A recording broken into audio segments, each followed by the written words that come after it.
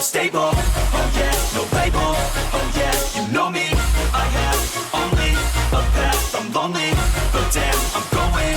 I don't want no fake love, I want the real stuff. Everybody listen up, cause I'll only say it once. I'm gonna show you all the path, if you want it bad. I'm gonna show you where it's at, yeah, how you can get it back. Yeah, cause I ain't never done, I'll be number one.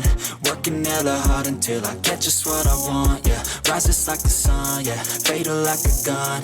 Shooter's gonna shoot and I'm gonna shoot until I won, yeah. Always do it on my own, so I gotta get through it. And the only thing I know is to love what I'm doing. Never give up, never slow, till I finally prove it. Never listen to the no's, I just wanna keep moving. Yeah, I put out all this art, it's my only medicine, yeah.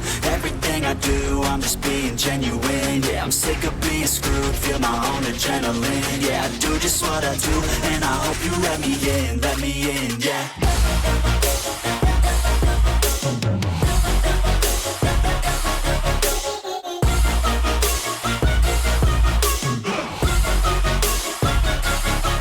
Grateful, oh yeah, able, oh yeah, I'm stable, oh yeah, no label, oh yeah, you know me.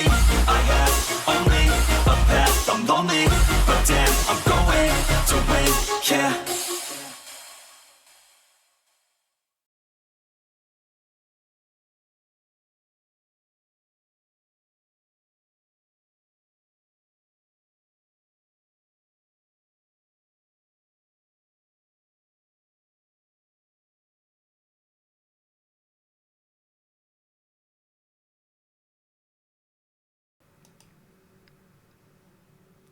Good evening, everyone. I am the Dreadist, and welcome to my humble abode, the shop of all horror and dread. Please take a seat and enjoy the show, because today we are playing Apocalipsis. But first, let me greet my wonderful viewers in the chat and congratulate Zev for being the 15th time on my stream. And it seems Zev is having a little bit of a party in the chat. Look at all those dancing animals. Mostly we have frogs, we have pigeons, cats, dinosaurs. Quite an all-inclusive party. Nice to see that. Welcome in, Zev. How are you doing today? I hope you are in a good mood. And booped my nose right away. No booping. No booping just yet. No. Not here. This is just the intro. No booping during the intro segment. I have to warm up my nose for those. But let's see what we have for today. As I said, it is time to play more Apocalipsis. I'm at the bubble tea store. Now that's a wonderful time. But the bus and train drivers are on strike. Ooh, that's troubling. I had to walk there. Oh my goodness, that's terrible. But also it's a healthier alternative based on how far it is. But hey, hopefully the bubble tea was worth it. So last time when I played this game, I actually replayed the campaign so we could take a look at the puzzles that I couldn't see due to a bug. But as it turns out, there is a really easy way to fix that bug.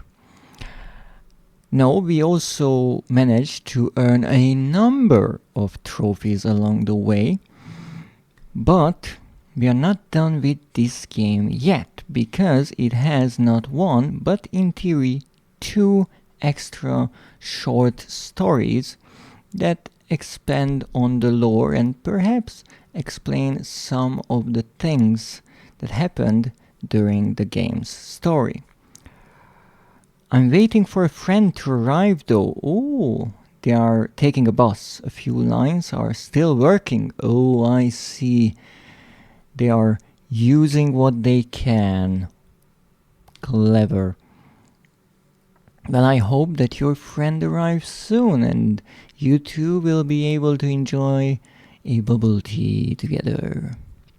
What kind of a flavor are you going for today? Well, they tried to be there 2 hours ago. As they say, better late than never. I think 2 hours is a mighty long time.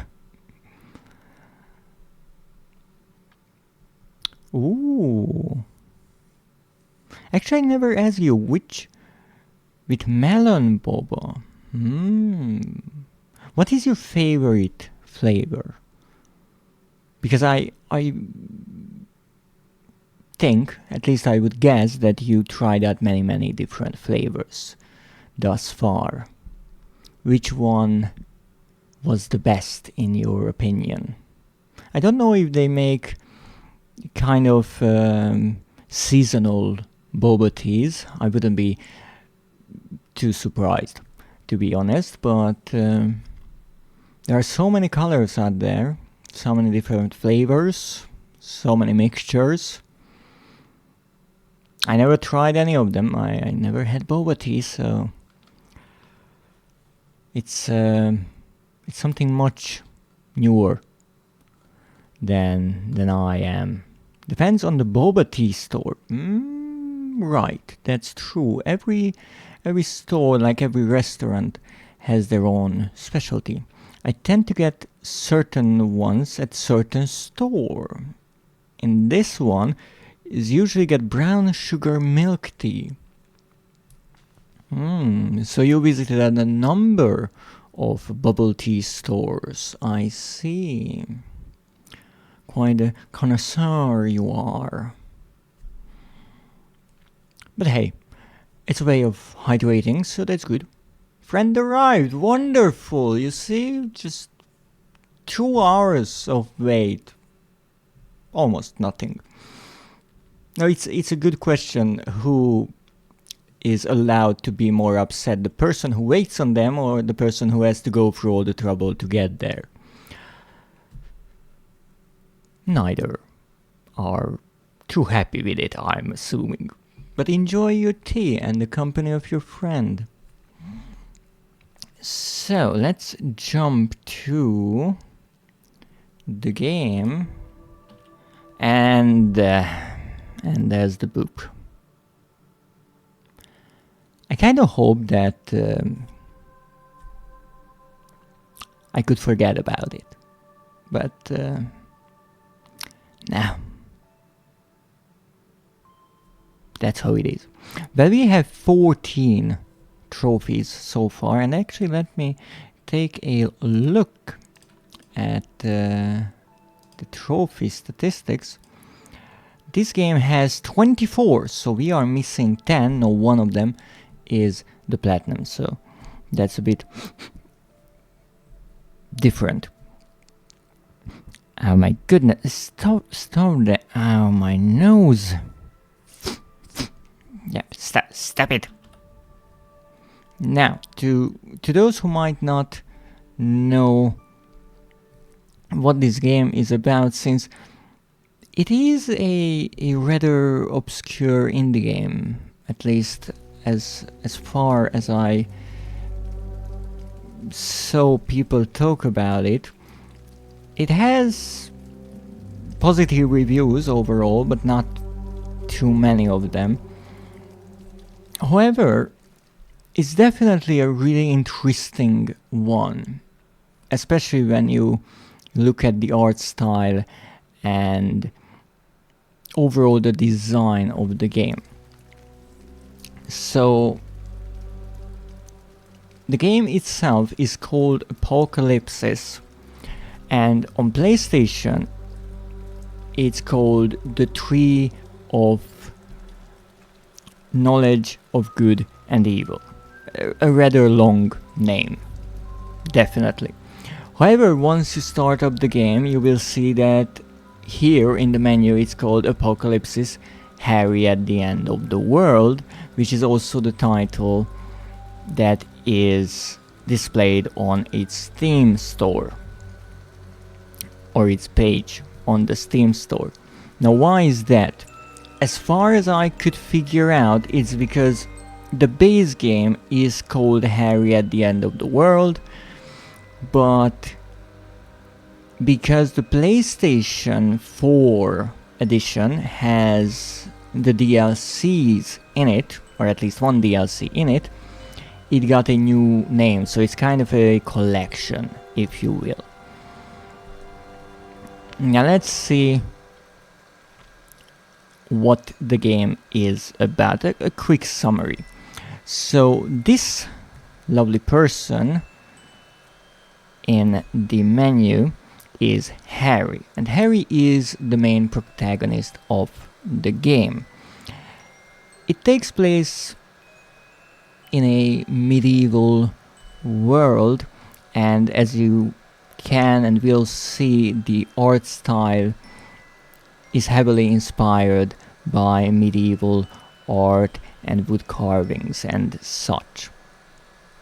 Now, one evening, Harry and his beloved Zula are out and they are looking at the stars, and they spot a shooting star. Now, Zula wants to follow the star, and obviously Harry wants to accompany her, but she says no, because apparently there is some sort of a tale about a girl who is in love finding a fallen star, and so she goes to follow the star. Now, a few days pass and the waters around their village turn black. Now, because someone saw Zula following the star earlier, the villagers rather quickly accuse her of witchcraft, for which she is tried and dies in the process of. However, before that happens, she manages to yell out to Harry, telling him that the only way to save her and bring her back is by performing a certain ritual, and for that he has to go to the witch's hut, which is actually in the background on the left. You can see it. Now, that is where the game starts. We play as Harry, we go to the witch's hut, find a book, and create an assortment of candles, and perform some sort of a ritual. Now, what happens after exactly is, honestly, I'm not sure about, because indeed Harry goes on an adventure pretty much to the end of the world. At one specific part, as far as I could decipher it, he even goes to a sort of underworld, and at the end of the game he manages to find Zula, or her body and soul. There he performs another sort of ritual and quote-unquote saves her.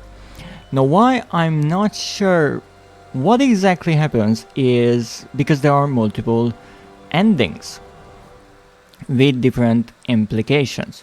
Now, in one ending, which is apparently the good ending, throughout the game Harry gathers these flowers, which are collectibles in the game, and he adds those flowers to the ritual, drinks this concoction, and breaks a mirror and reunites with Zula. Now, I'm not necessarily sure if that means that he succeeded in bringing her back to life, or he died in the process as well, because let's not forget that he kind of went to the underworld. No, the other ending is if you didn't collect the flowers or choose not to add them to this concoction, then Harry drinks a slightly different mixture, and he, holding her beloved's hand, walks into the mirror.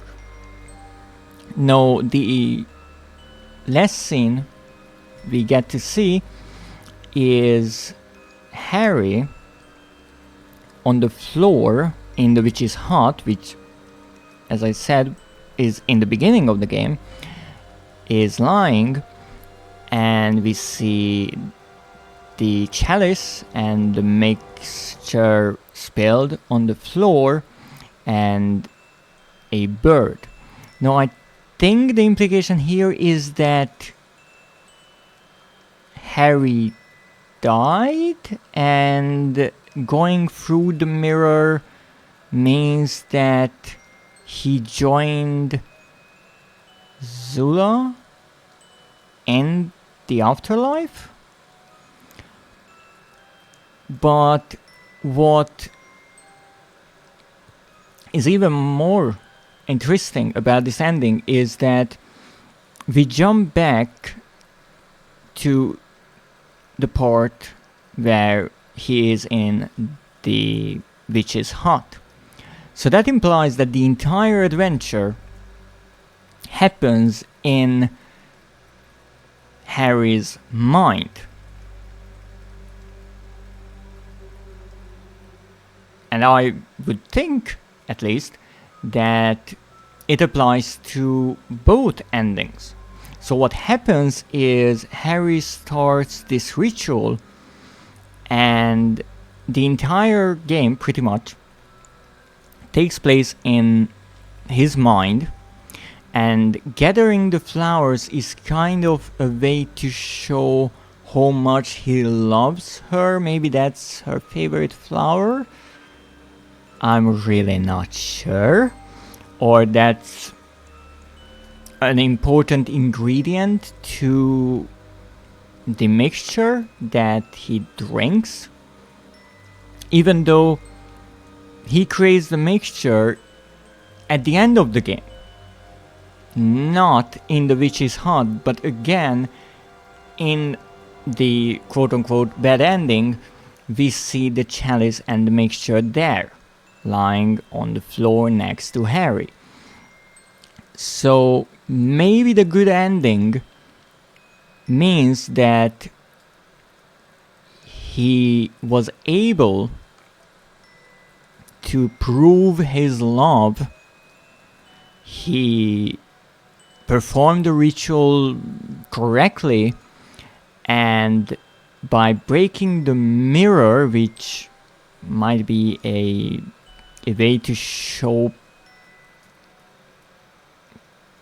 a passing, crossing to the afterlife, by breaking that, he was able to save Zula's soul and maybe bring her back. Now again, it's interesting because as far as I think, Zula's body, we see it in the beginning of the game. However, we also find it in a completely different location at the end of the game. So I think that's more of her soul, and again, all of that takes place in Harry's mind, I think. Now, this is the base game. I don't know if there are more endings, perhaps. And I don't know if I missed certain clues about what really happens and how it happens, but we can always replay the endings, the last level, and see what might be happening and what implications there are. Now, we have 2 additional little stories. One of them is this one. It's called One Night in the Woods. Now, Harry does not believe that Zula is a witch. He completely trusts her. However, it is mentioned in the base game that on certain nights Zula would leave, and during those nights Harry would be troubled by strange dreams in which Zula danced around a fire in the woods. Now, this short story promises to explain a bit more about what Zula was doing in the woods and perhaps shed some light on the truth. So this is in a way a prequel, since obviously this happens before Zula is killed and before the beginning of the base game that we already played through. So here we might get some information about the shooting star, which might have just really been a folk tale that someone would find a fallen star and that's why Zula followed it. But it might also explain why the water around the village turned black, which is rather strange. And confirm or deny if there's any connection between the two. And also if Zula really knew more than Harry thought. So let's start a new game. I don't know if the bug persists here as well. If yes, we know the solution already. And that is close the game and start it up again, because that fixes everything. Alright, so, oh, there's the shooting star. Or a shooting star. So in this DLC we actually get to play as Zula, which is rather nice. Let's see what we can do here. Well, there's obviously something strange here, a pile of small rocks, and I want to say a skeletal hand sticking out of them. So that's Zula's way of saying, I do not know what to do with this. Right. I don't know if there are any collectibles here, but again, one thing that we can do in this game and what helps is if you hover the cursor above something that you can interact with in a way, the cursor actually changes. So this is our default cursor. Here it turns into a pair of gears. That means we can interact with it somehow by using an item. And then here we have a different colored cursor with little lines which suggest to me that we can maybe gather that herb there.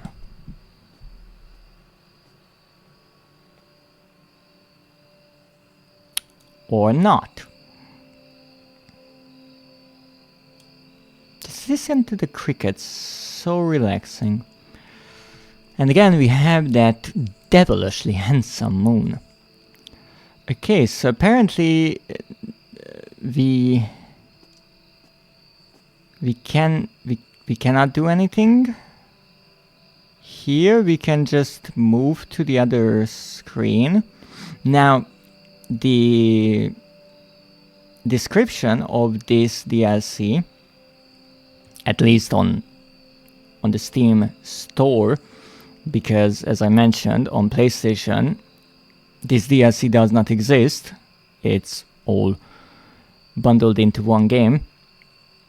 So its description mentions that there are larger maps here, and I think I can take that. Yes, the cursor turns into a little grabby hand. So we have a shovel. That's lovely. I don't know what I will be shoveling, but oh, we have a stick. What did I do with that stick? I moved the stick. Well, maybe I can somehow attach the stick to the shovel? Yes, but I think indeed we are missing something. So let's open this door. And for the record, I have never played this DLC, or actually the game before I started streaming it. And this is the flower, or this is the kind of flower we collected in the base game, but apparently here it's not a collectible because nothing changes with the cursor, and Zula does not want to gather it. Alright, well, apparently I can also open this window, so let's open the window. Not sure why that was important. And I guess let's break into someone's house. Oh wait, this is our house. Oh, look at the moon shining in. Oh goodness. Poor Harry. You look rough. You don't know what to do with him. That's concerning. Also, why do you have a bird with a human skull on its head? Just asking. Because this, I think, is Harry's hat. But this lovely creature is slightly concerning looking. I love the design, but I'm not sure if that creature is really there or it's a subtle way to show how ill Harry is. But indeed we have a number of dried herbs here hanging. I'm not sure if those are spices or something else, maybe medicine, but I think we will need to brew some kind of a medicine here. I think he wants to drink or eat something. So let's take this. I think this is a flintstone and a piece of steel perhaps, or maybe that's a knife, I'm not sure. That's some kind of a liquid. I thought I will only pick that small piece up, but apparently I'm taking the whole plant. Okay. So in the witch's hut there were similarly hung up plants, but again I don't think that really proves that Zula would be a witch. I think those are... I wanted to say some kind of shears or a strange cutting instrument, but it looks more like a nutcracker. What can I do with this? Oh, this is apparently a little chest. Okay, so you take Harry. Okay, so that is not a nutcracker. Those are scissors. And if you cut Harry, then something happens. Honestly, not sure what. I need to somehow start a fire here. I think I can do it with this. Okay, that worked. Well, the page said that I should cut you, so nothing personal. I hope only your hair. No? I was misled, apparently. Let's look at this again. You take Harry, you add the scissors, and no, that's not helping. Well, let's see. We have this plant. Let's put the plant into the boiling water. Yeah, that would have been foolish. No, not this either. All right, this is great. We are off to a good start. Can I take absolutely anything else?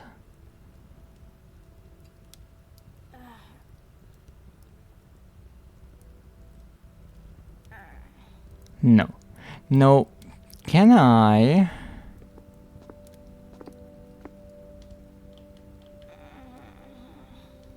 use items together? I'm not sure. I don't think I can do such a thing. Oh my.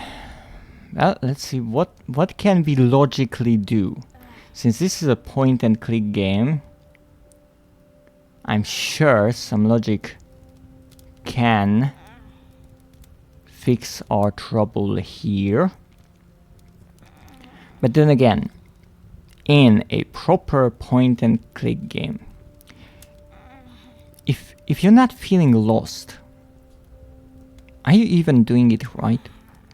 I can do something here, so let's try to put the plant here. Yes, I put it from here to there, and now it flowered. What? I can pick it up again. Why is that good? Alright, that's intriguing. Wait, I can put something here as well. Maybe it's important if the moon is shining on it or not. Let's put it here. Here you go. No, there's more on it. Flowers, I think. And we put the flowers in the soup, and now it's black. And I can't pick this up again. I have to do something else. Maybe add it to this. I'm pretty sure I don't have to cut it. Yeah, that would have been rather foolish.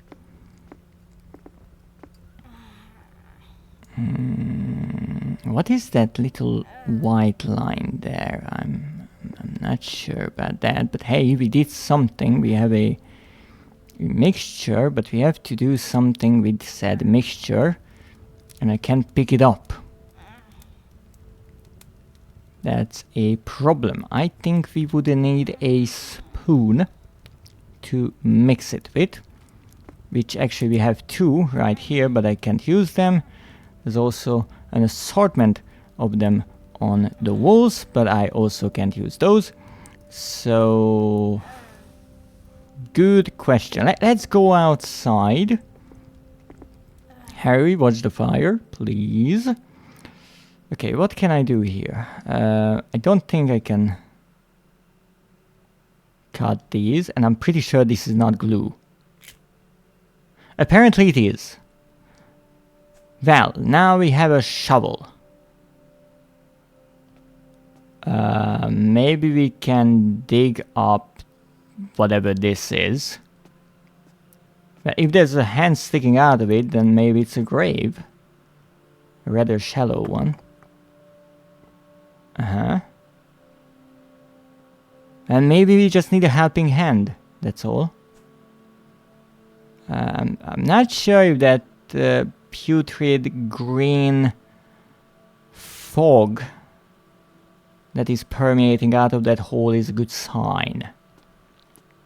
But now we have a hand. I guess we have to add that to the concoction. Herbal remedies. Rather interesting. Okay, in you go.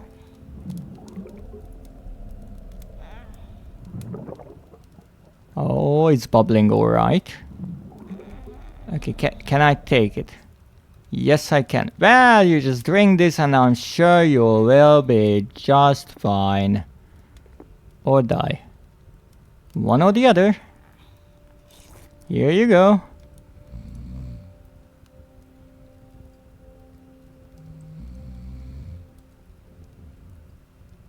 Well, I think he's asleep, but I also think his eyes are open.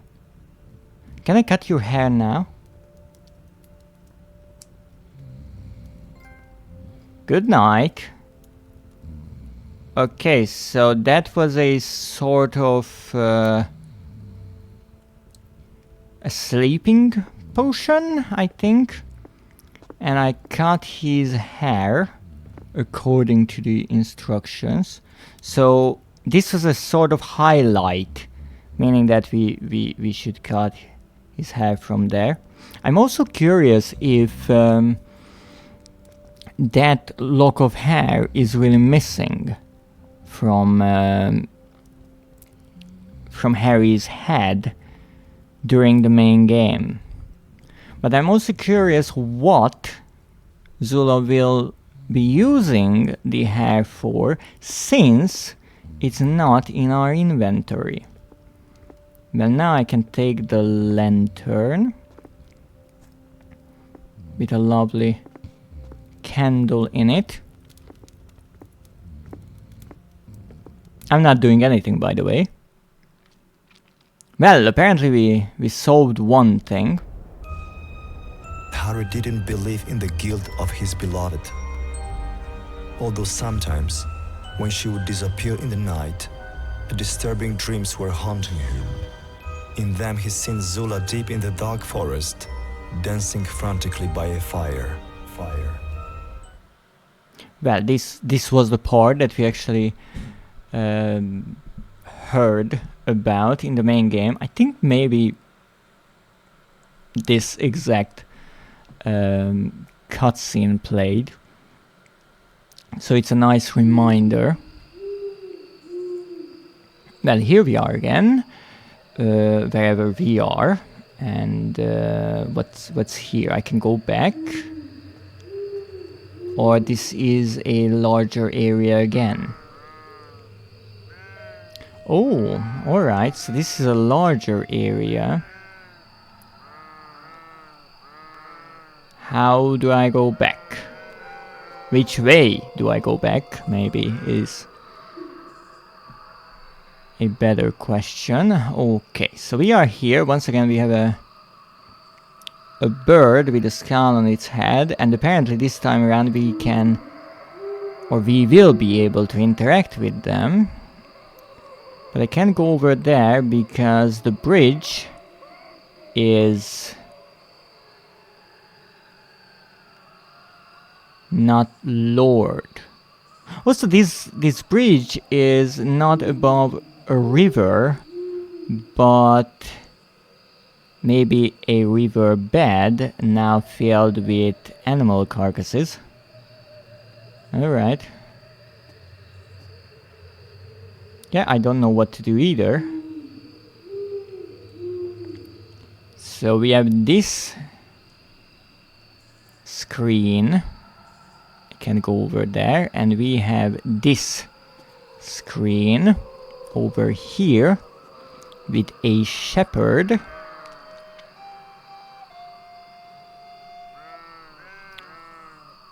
Alright, well, what can we do here?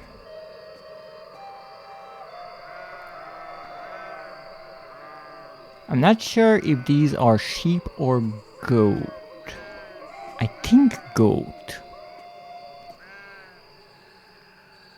Well, not many things I can interact with, that's for sure. I'm pretty sure, however, that it's rather rude to just take that. Yeah, you have to distract this shepherd somehow. Or not. Wait, was it that he has to look the other way? Or you can just take it, no problem. Well, alright, that's theft. Not witchcraft, so let's not confuse the two. How can I use this here? I am rather unsure about. Is there some kind of mechanism here that I would need to figure out here? Great question. Here the puzzles seem to be a bit more complex. Or just more confusing to me. Oh wait, I can take out the lantern.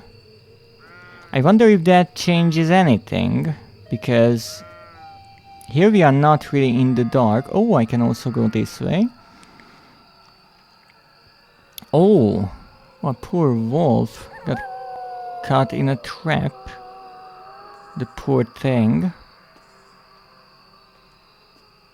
You won't eat me, right?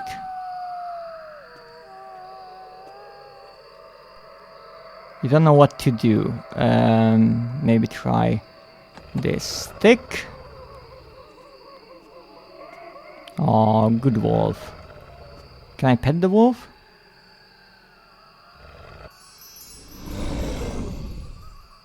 No, but apparently I can heal the wolf.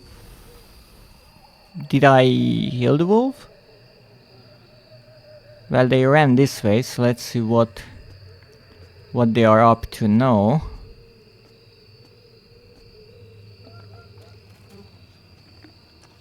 Oh! Well, I mean, no one can report my theft now, so sorry about this. Bon appetit. But why do I need a flute? Is the big question here. Maybe to call this bird. Uh-huh.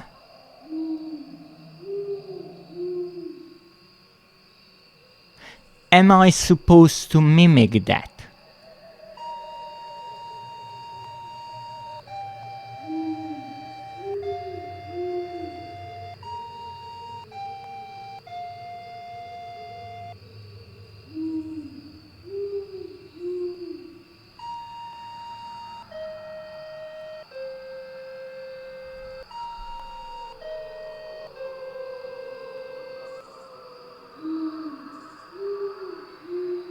I love how the bird actually shakes their head to show that no, that's not the right one. And also these are symbols we already saw in the game. So the nodes get lower this way.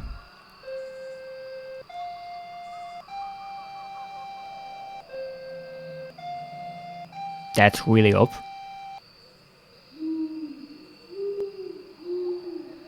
I think it's up and down. Not this.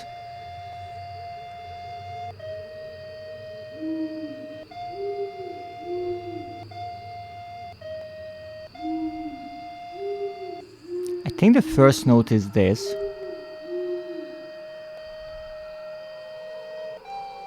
And then back.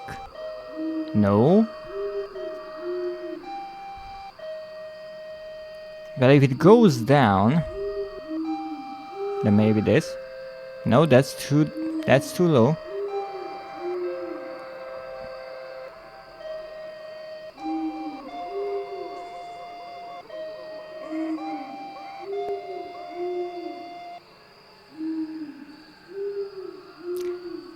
Well, it wasn't exactly first try, but thank you, bird. So is this a crank for this? Whatever this is? A crane? No, that's not a crane.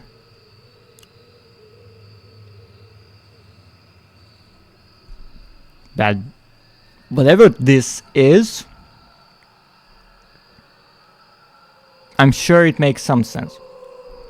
So there's an arrow here and there's an arrow here, so I'm assuming that V, which is represented by whatever this is, we have to move from here to here. And these gates of sorts are in the way.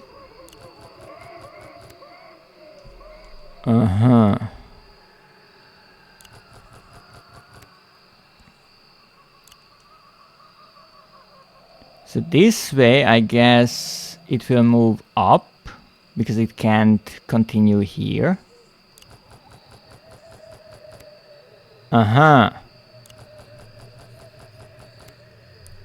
So we have to make it somehow end up here, and for this we can choose one of these.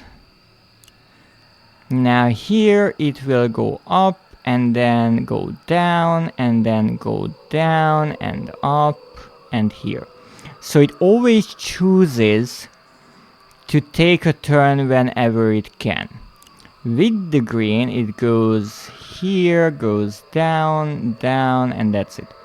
With the blue, it goes here, it goes down, and goes up, and I think it will end up here. So let's try if I'm right.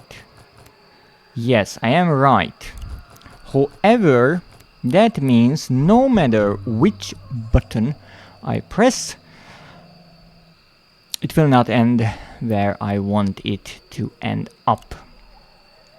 Why is that a problem? That is a problem because that means I have to click on this, and while it's moving, I have to change its route.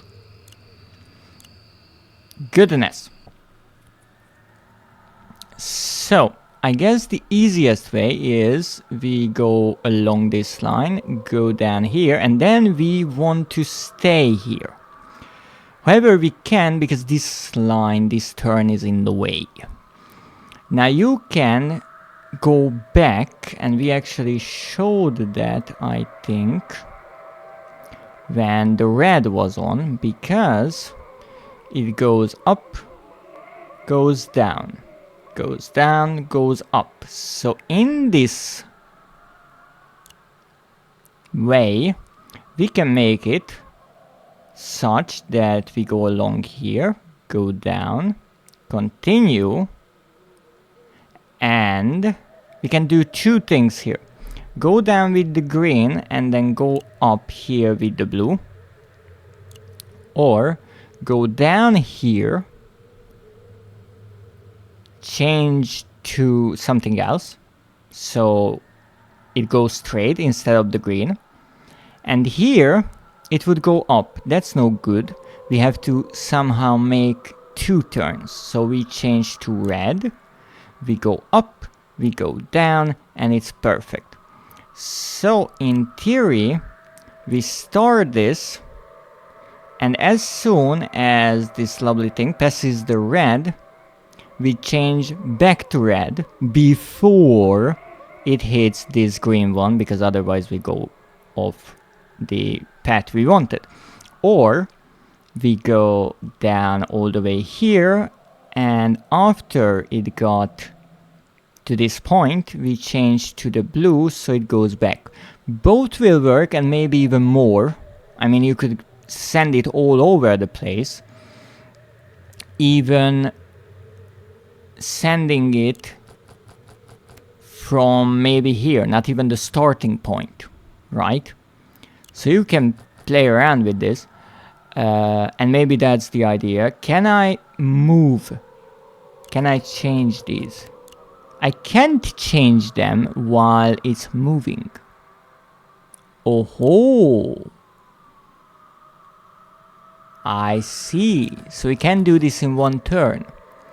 That means we have to get to the right, end up somewhere, go back, right, to the left, and then go to the right, and hopefully in these 3 turns end up here. So with the red, we end up here. With the green, we end up here. And with the blue, we also end up here. So we can go here, or we can go here. Now let's see what happens backwards. If you're going back from here, then we go here, and we end up in the same spot, because that's the way we got here. We went here with the red button, we go back with the red button. That doesn't make much sense. If we're here, however, we just go straight here. So that's interesting. What happens if we're using the green one? But if we're here, then we go up, and then we go down, and we end up in the same position as we started. Which is interesting, because even though we use the red button to go around here and then down and here, if we use the green on the way back, we end up here. Wait, I made a mistake. We won't go all the way back here. We will go down here and here. So we can end up here. That's interesting. And so far we can end up here, or here, or here. Now, this is getting a bit confusing, right? So when you're dealing with something like this, you can take all the time, right? You can figure out one by one. Okay, I can get here. If I turn the blue on, I will go here, and then I will go back like this. That doesn't help. If I'm here, I go up here, and then I go up here again, and go up here, and I end up here. And it gets confusing because there are so many options. So a good way is to think a bit backwards. We have to get here, right? Where do we have to be on this side to get here? Now, obviously not here, because we know there is not a 1-turn solution to this problem. We already checked it. So if we go backwards from here, and we have the blue enabled, then we have to be maybe here. This is a good spot. If we have the green one, then we go up here, and we go up here. This is also a good spot up here. With the red, we go here, and then back, and then up, and then up. So again, here. So we know that this or this is a good spot for us. This one is not, apparently, even though if you send this little character down here, we figured out that by enabling the red, we can send it back and forth. But apparently, you cannot get from here to here in a turn. So we have to get our character either here up or here. Now let's see how we can do that. By once again enabling one, the blue let's say, and we go once again backwards. If we start here, this is an obvious turn. This is an obvious turn. Uh-oh. It goes here. Alright. So that means this is actually our second move. Or I want it to be. We know that from here we can end up here or here. From here, with this button we can end up here. But again, we are moving backwards. So in the first move we have to get this character here. In the second move we send it up here. And in the third and final move we send it to the destination. So if our character is here at the end of the second move, so back and forth, then at the end of the first move it should be here, perhaps. That's what we know so far. We did this because this was also a possibility.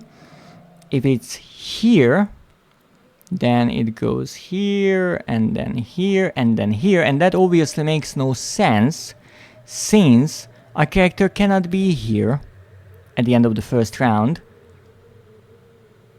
because of two things actually. Number one, we would have solved the puzzle, and number two, we know there is no one-turn solution to the puzzle, so this is not good. We know this is good. Let's see the red one now. If it's here, then it goes here, and then it goes here and up and down, and here again, that's no good. If it's here, it goes up, up, and then here. So this is a good spot, and this is a good spot so far. Those two are good. This one and this one. Let's see the green. With this one, it goes down, it goes up. Once again, this is a good spot, this upper one. Or if we start here, then we go up, and we go up again, and we go down, and this is also a good spot. So apparently, at the end of the first round, we can end up wherever we want. In the second, it's not a round, the second turn, we then have to go either up here or here, and in the third one we have to get here, which is rather interesting. So let's see the first round. First round we can end up wherever we want, so let's just go wherever we want. We are there. That's where we ended up. Now we have to find a way that leads either here or here. We know it's not red because that's how we got here. So if we went back, we would return to the same spot. That's no good. With green, we would end up here. That's good. With blue,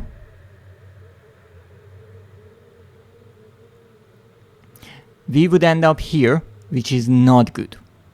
Because that's again the same spot, just through a different route. But I can show you with the blue enabled. You go here, down, you skip the red, the green, and you just go here. Once again, skipping the red. So we need the green. Let's go. We end up there. Wonderful. Now we have to get there. And in theory that works, if I didn't mess something up. How can that work? Well, we should go in a straight line. We can't do that. How we can is by somehow making the turns even. So let's say we go up here and then we go back here, which would work, but there's this pesky turn and we would need to come back. We can if we enable the green, but then we already missed this one, so that's no good. So this upper part is not really useful to us. We have to go on the lower. You can do that by going here through the blues. So with the red, we would end up here, up here, since we go on these, and actually miss all the reds. With the green, we once again go all the way here, except we come back on this green. So that's not really good. And with the blue, we can skip ahead. So in theory, this is correct. This took a considerable amount of time, but it was rather fun.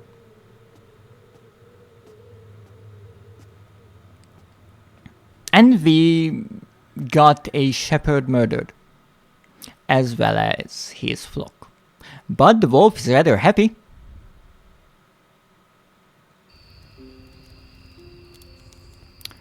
Oh, well, this indeed looks a bit like that drawing where we had Harry and then the scissors and pointing to a drawing a bit like this head. So what are we doing here? We have a fire. We have a torch. We have a bowl. And I guess I have to place something there. Do we have more areas or other areas?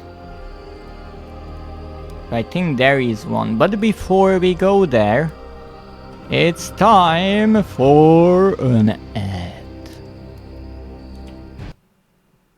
Ooh. So, let's take a look at a word, or maybe more. I added 1 or 2 yesterday, so maybe we get a new one. Random word, hummer. Hummer is a rather simple word. It means a hummingbird. However, it also has a slang meaning of the sexual kind. So, if you'd like to make some double entendres or dirty jokes, just know that a hummingbird is not always so innocent. Now, look at another one. This was rather simple. Altruistic. I think I described that so many times at this point. It's selfless behavior and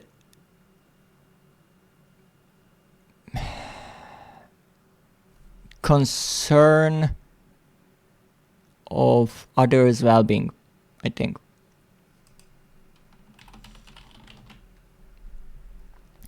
Axis. Axis is an imaginary straight line about something rotates. It's also the name of the C2 vertebra in the neck. I am on a roll here. Ooh, manger. I'm not sure how to describe it. I know what it is. It's It's a wooden contraption for holding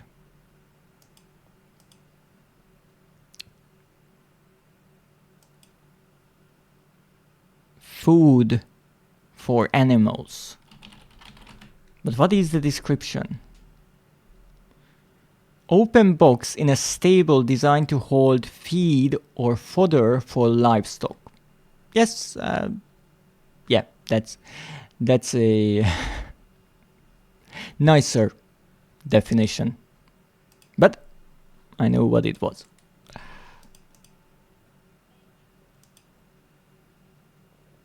And apparently I got the pronunciation slightly wrong. It's a manger. It's not an A, it's an A. Let's see another one. Cloth. Ooh. I'm not sure. I'm not even sure how to pronounce that. What kind of word is that? I would say it's either a noun or a verb.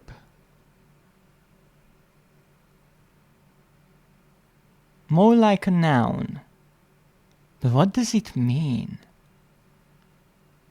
I really do not know. Let's take a look.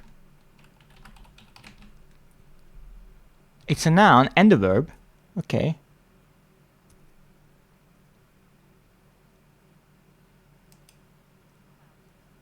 Clout is a blow especially with the hand. As a verb, it means to hit forcefully.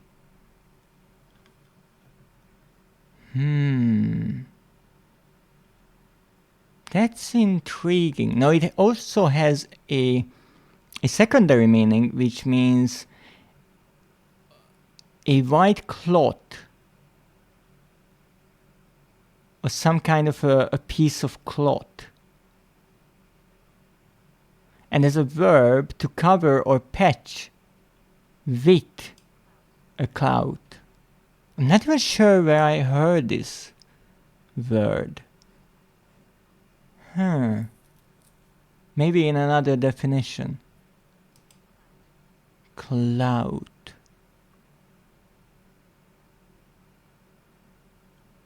So it's a forceful blow with the hand. Cloud. Well, I certainly forgot about that word existing. But that's why I have these words to remind me. And now let's see what lies beyond this tree.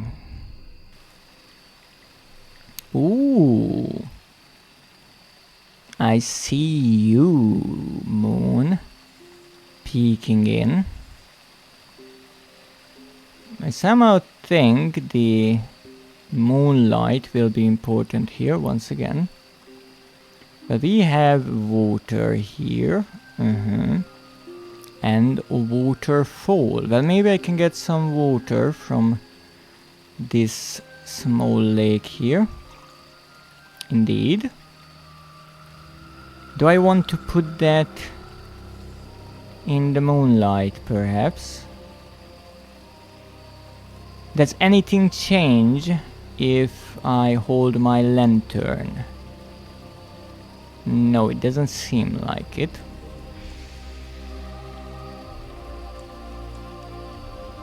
Well, now I have water. I guess I could put that on the fire to boil it, or maybe not. I actually cannot interact with the fire whatsoever. So there are 4 chalices, but there's one missing. And there's an indentation here, which kind of suggests to me that I have to put something there. But once again, I can't do anything with those spots. Maybe put some water into these chalices.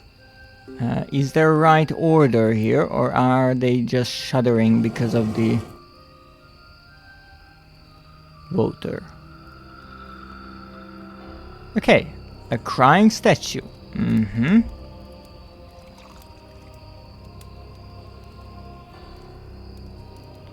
There might be a good or correct order here. So now I can pick... I can take the water out and then refill it.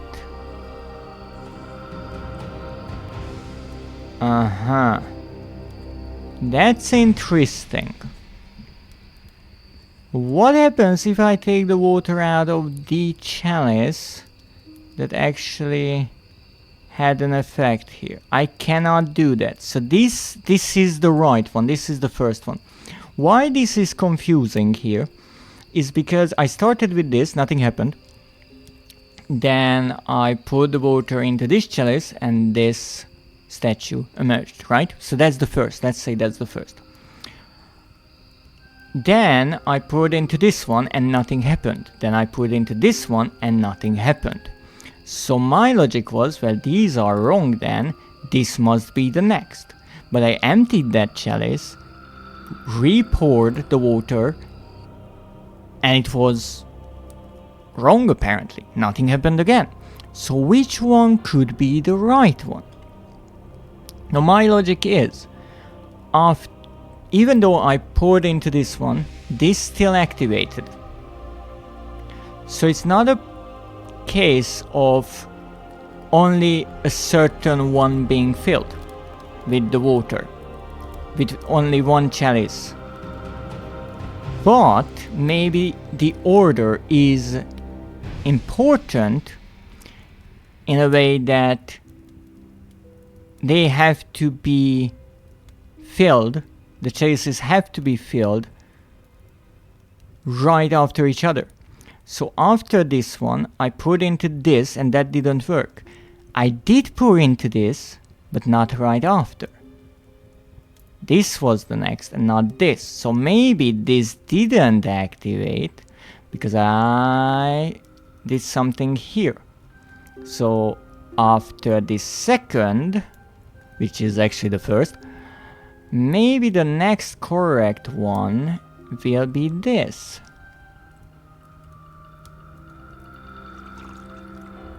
No. That is mighty strange. I tried all of them, but they just shake.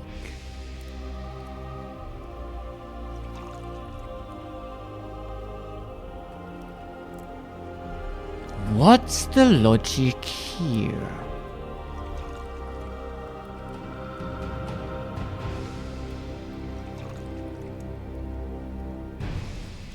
Now, if there is a right order, I'm sure it can be found. But I cannot empty this chalice. Did something change somewhere else, perhaps?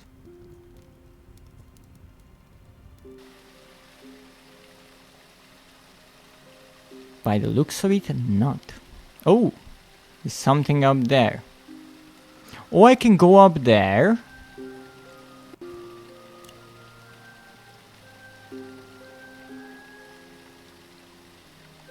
Excuse me?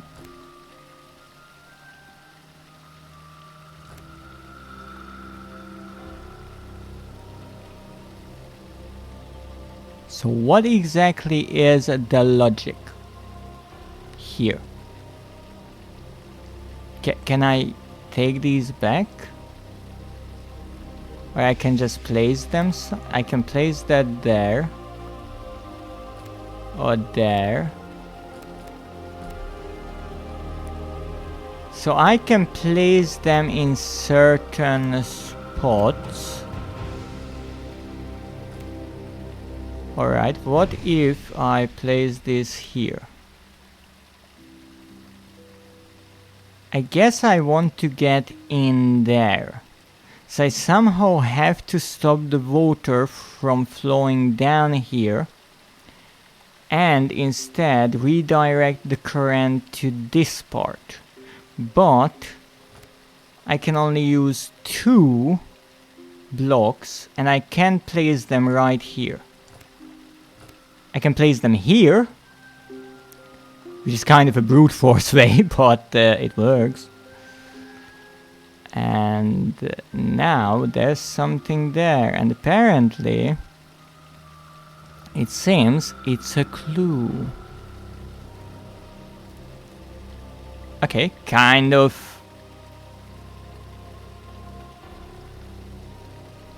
dangerous setting things on fire like that, but we got a small knife.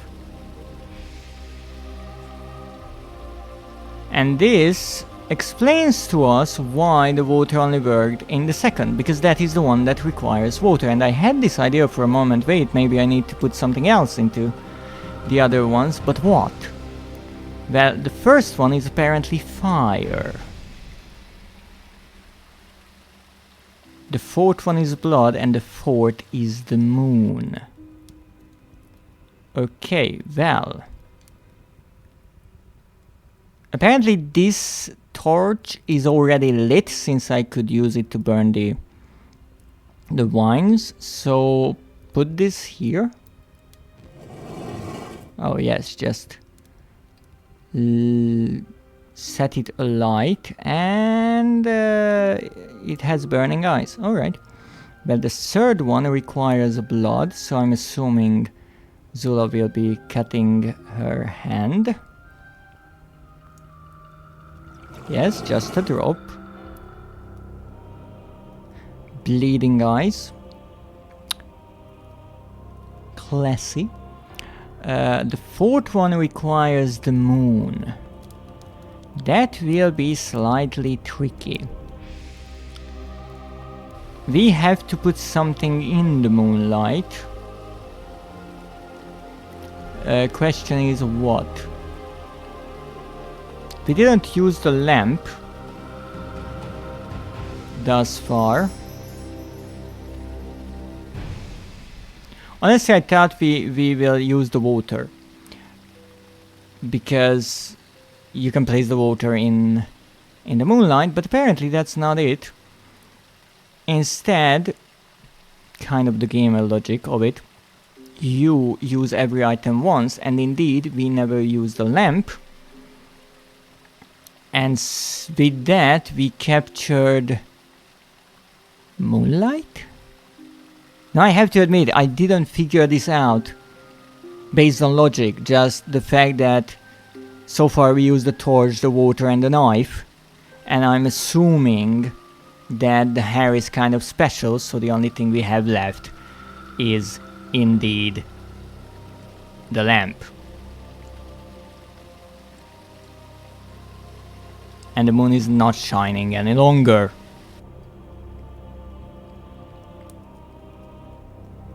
As brightly, at least. Which is kind of concerning, but alright. Some moonlight.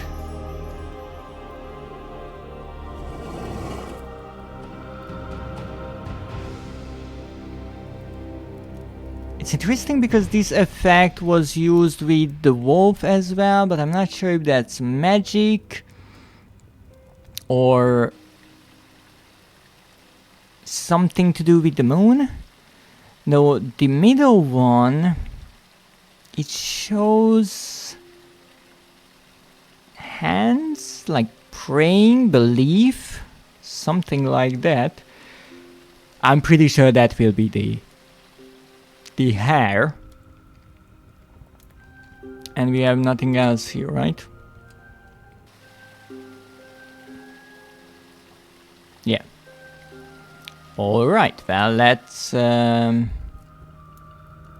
Let's take the hair. Now, interestingly, there is no chalice here. We can set the hair on the statue's hands. And that did what?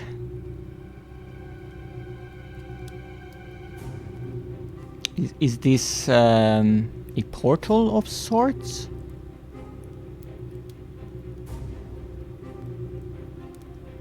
Okay, you can't use the moon there. Yes, obvious.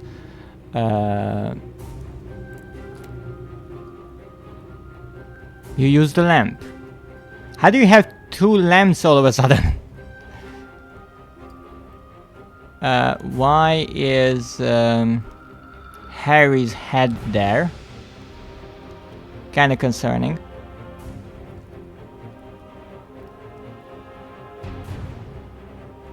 What are we doing exactly?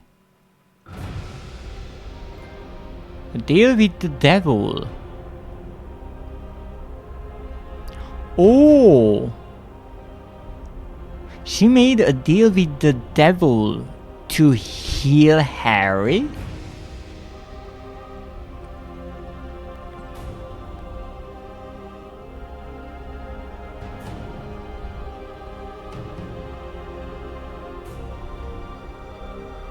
So he had a sort of fever dream in which he saw what happened.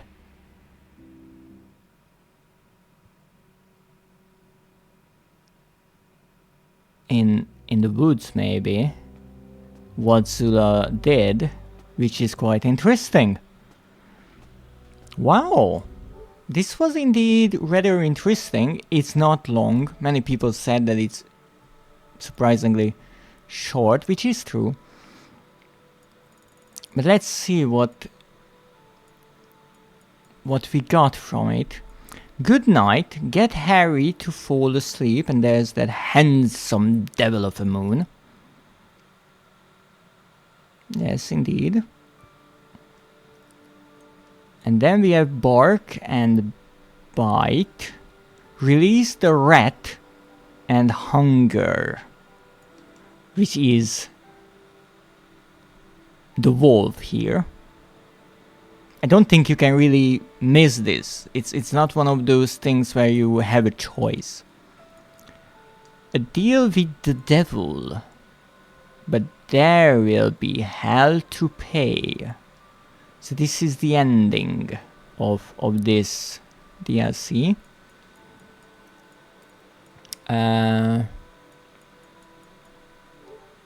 Now we have a map similarly to the previous map in the main game, but this only consists of three levels. Now I'm pretty sure there are some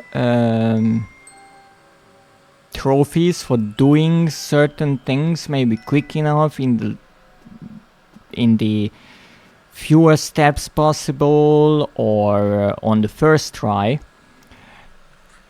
And I'm curious what we could do, so let's try that. Here in the house, don't really remember any particular puzzle that took me multiple tries. We do have this shovel, which we will need later on. And we do need to open the shutters, but I'm curious if we can do that from the inside. No, we can't. Interesting. Take that, take this, take the glue, take the scissors,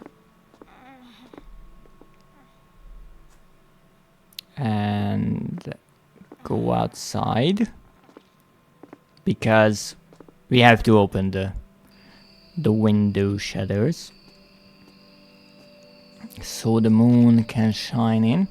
We also have to use this to glue the shovel together and dig up this hand.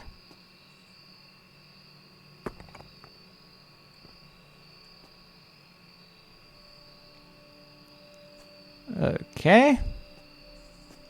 Now, because we know what to do this time around, we can try to skip certain parts, which might be interesting.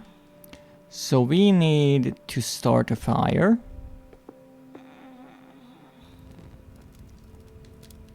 Put this plant into the moonlight. Take the flowers or leaves or whatever they are. Now I will start with the hand. Really nice. The water remained blue. So the developers paid attention to the order. We add this, so it will be black.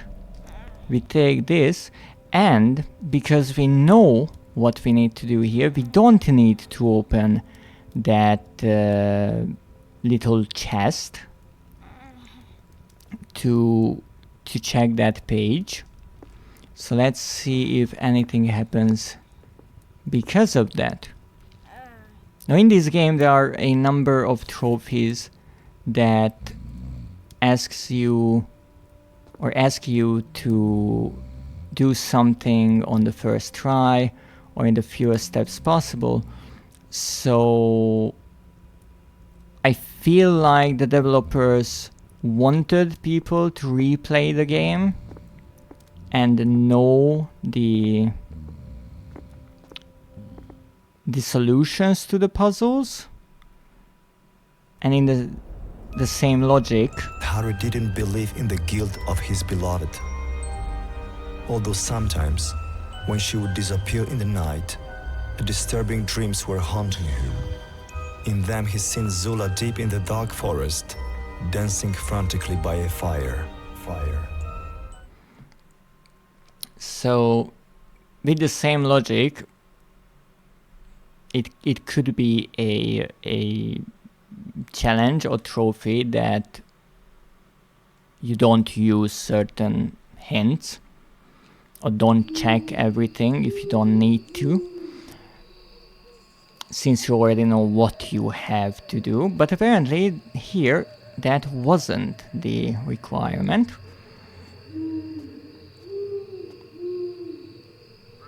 That's fine. Now here I will actually try this. Use your flute. No, I can pick it up whenever. So I guess I clicked the wrong spot, and that's why Zula shrugged the first time, even though there's nothing else here that I could interact with, not even with the shepherd.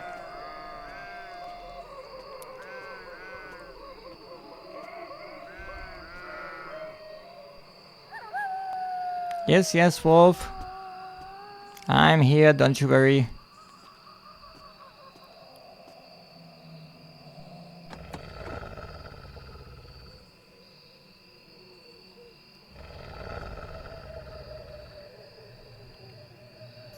Go and eat the shepherd. And the sheep. I mean, I'm a bit sad about the sheep, but... Do you need the flute?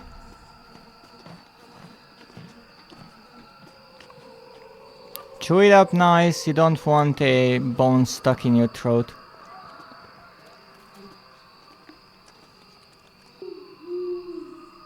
Now.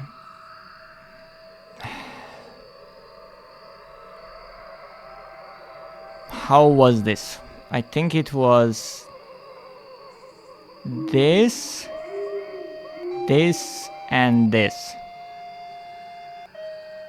If it's always the same. Yes! Perfect pitch! Well, yeah. Definitely.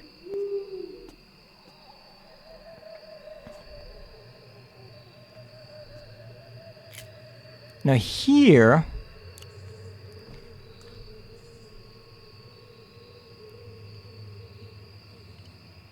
if this has a trophy,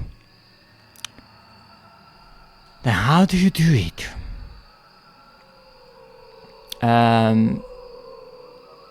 It will always go back and forth. But as I said, I think in the first can be whichever you want, and then you have to go up here. Now it can be the green because it would go back to the same place. It can be the red because it would get stuck on the fourth line. So I think we are going with this. And now we have to choose one that goes there, and that is the green, I think, because then it can go along here, go down, skip the red, go down, skip the blue, and go here, and it actually does not use any of the green. Why the green is important? Because it deactivates all the other colors, which is rather clever. So I think this is 3 steps. Slide and unlock. Alright, so what I messed up previously is I actually tried how it works. Which, yeah, makes sense for a first try. You want to try what you can do. Logically. Already 2 trophies. Great start. Now here I guess we can do everything in kind of one turn. Not going back and forth, not trying the wrong items on the wrong chalices. Even though it's interesting, I never tried to set the chalices on fire. Only after I learned that that's something you can do. Because if I were to try it and I wasn't met with a shrug, but it actually worked, I could have figured out that, oh right, I can use other items. Now here, I think I need to move both, and this is kind of the easiest way of going about it. I'm not sure. Italian side job, is that a Mario reference? I'm not sure if there is a more sophisticated way of going about this. Probably there is. But hey, that's another trophy. I mean, okay, I had to burn the wines because that's how you get the knife.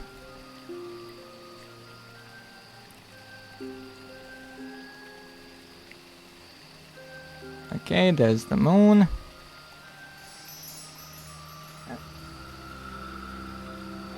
And I can't even go back up there. But I can go up, but I can't interact with the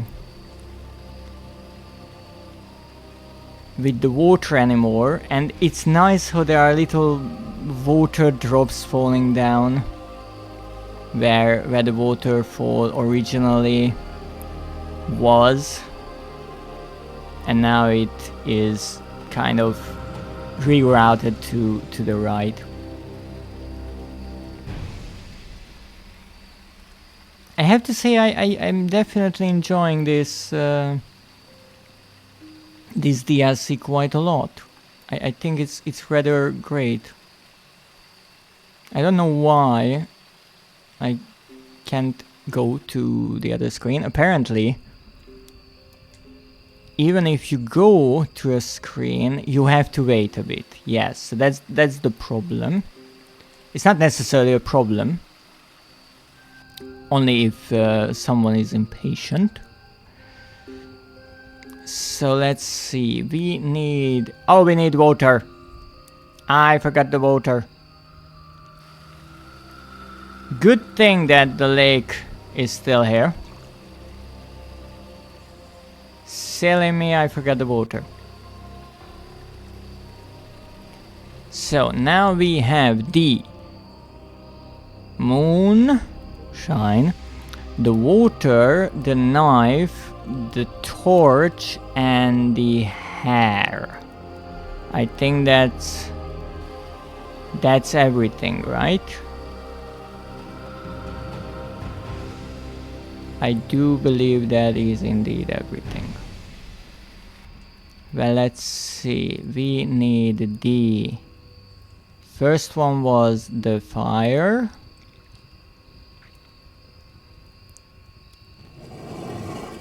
Second is the water.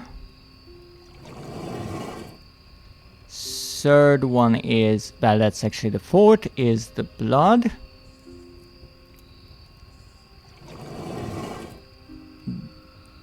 This one is a demon.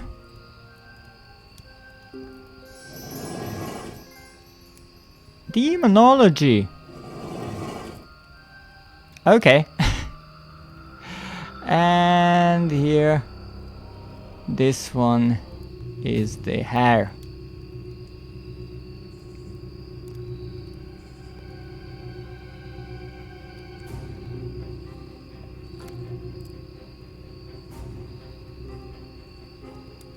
Okay, no, there isn't a duplicate.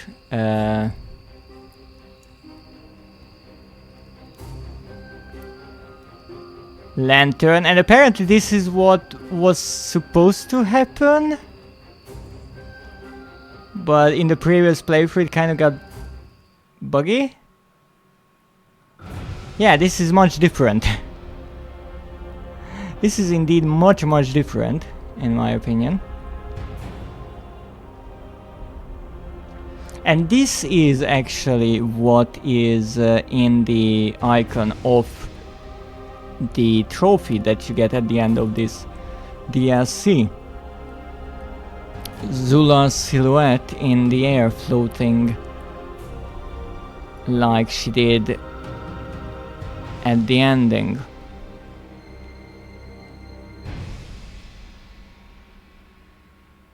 Well, we got a number of trophies. That was rather nice. Let's see, what did we get?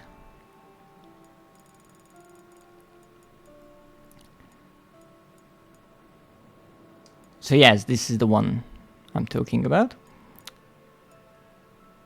These were the base game ones. Demonology, I actually read this. I saw this before, but I didn't know what it implies. Understand the demons. So this is to do the puzzle right away. You know, I obviously messed it up originally because I tried different things when I saw that I can interact with the chalices instead of looking for the clue behind the waterfall. But again, I think in the first playthrough you're kind of trying to do different things, and then in the second one you already know what you're supposed to do. You can definitely try to do everything right for the first time, but for me at least, it seems like that would put a lot of extra stress on the player. And even though it might be a nice feeling that you got it right away, but it would be a bit difficult with certain puzzles if you play a lot of point and click adventure games. Then maybe you kind of have the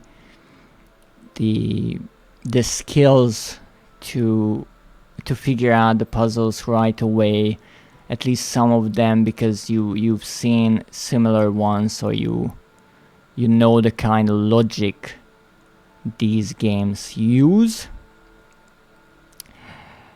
I just play them. Now, what else is here?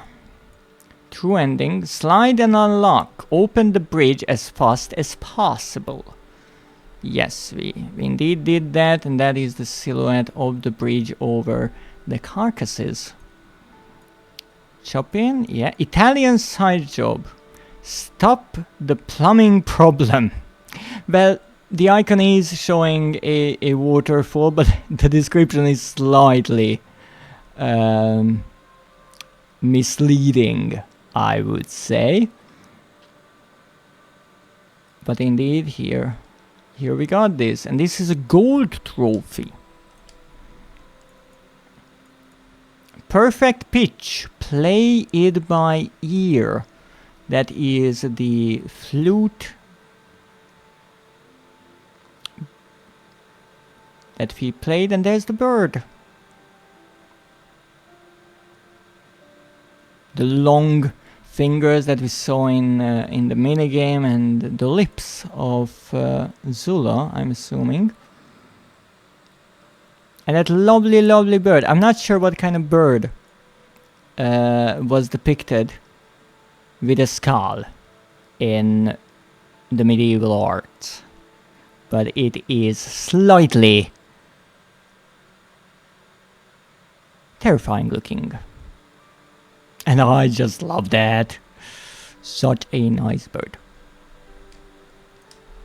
So, we are only missing this hidden trophy, this not so hidden trophy, and the platinum.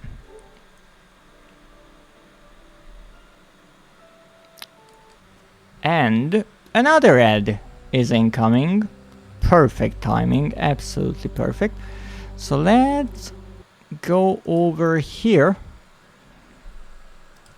and check if I forgot anything. Yes, indeed. That is something I should have done right as I started streaming. But, you know, better late than never. So let's see if I post it everywhere. Hopefully, yes. Well, we are, or we should be at 21 trophies out of the 24. And I think this is a great chance to drink some tea.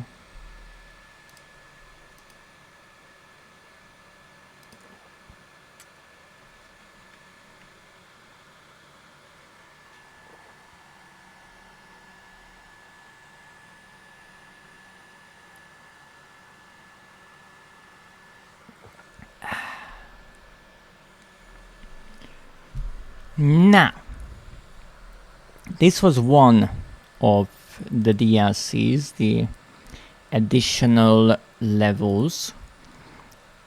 And on Steam, at least, if I can find this game,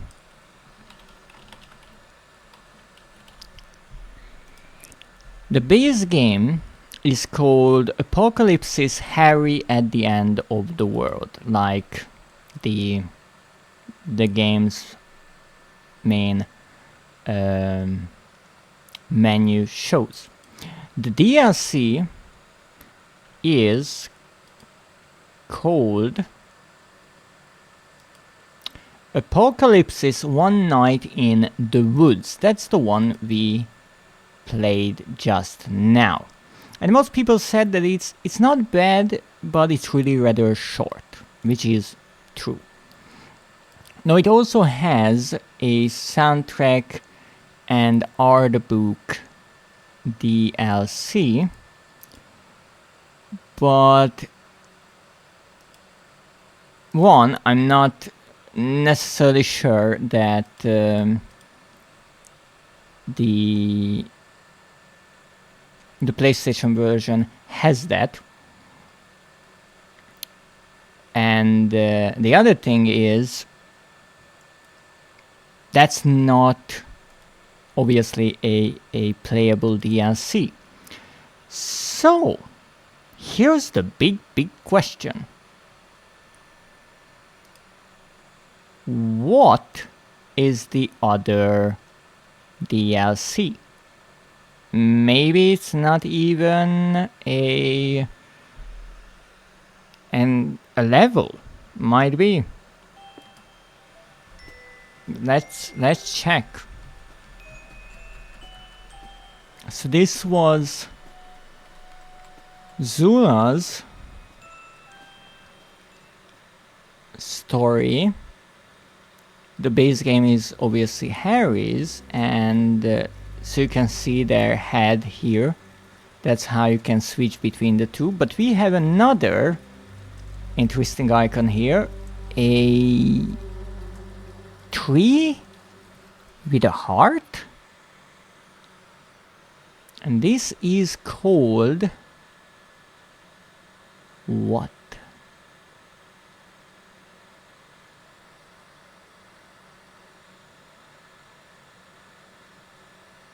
Hey, hello. Apocalipsis, the Tree of Knowledge. So this is a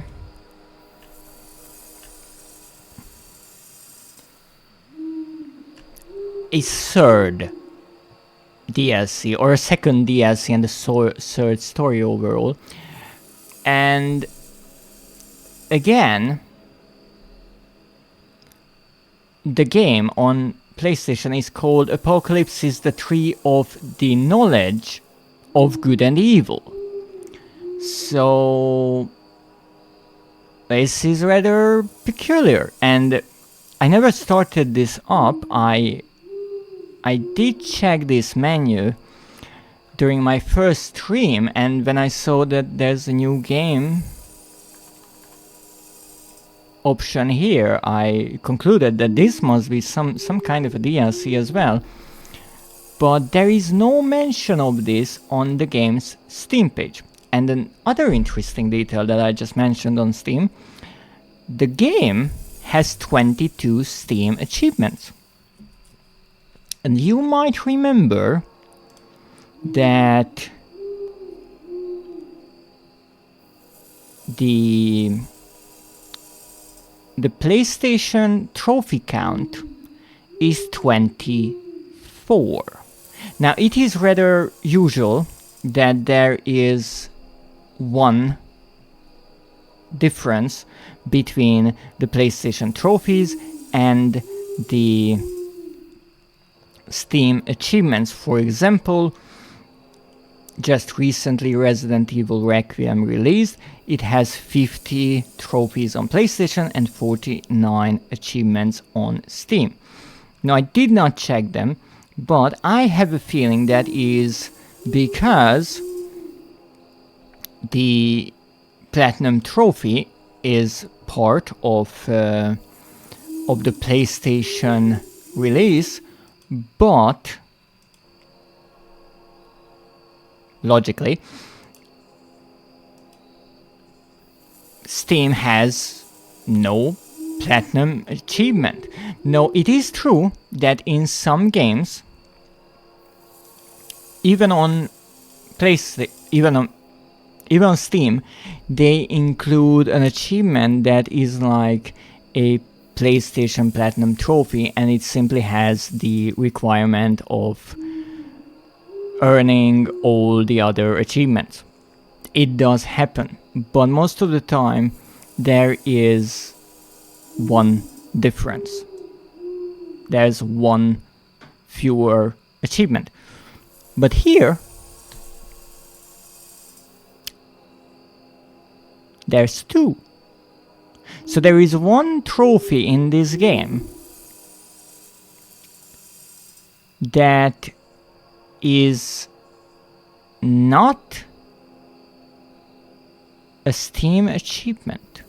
Why is that? Well, let's see. Let's start a new game and let's figure it out.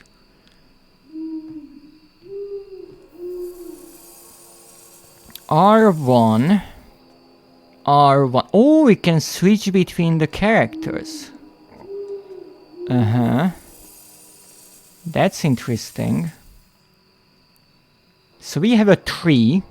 I'm assuming this is the tree of knowledge. It has a snake. Now, based on the main menu, I'm assuming this is a two-headed snake, which is something that exists in real life. Not as a species, but more of a oddity. And we also have a bird, I'm assuming an owl, with 2 eggs in a nest. Now these snakes, as far as I can see, one is colored red and one is colored blue, much like the eggs. So my assumption is I have to somehow get the eggs and give it to the snake. Why? I'm not sure. However, now that I'm looking at these snakes, maybe they are 2 snakes just tangled together. But let's see. Can I do anything with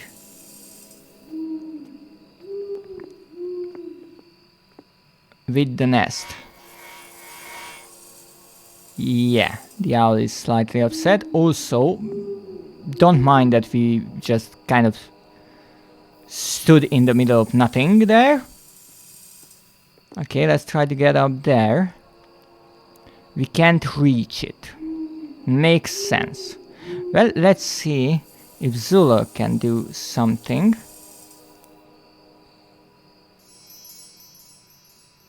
Her approach is slightly different, definitely.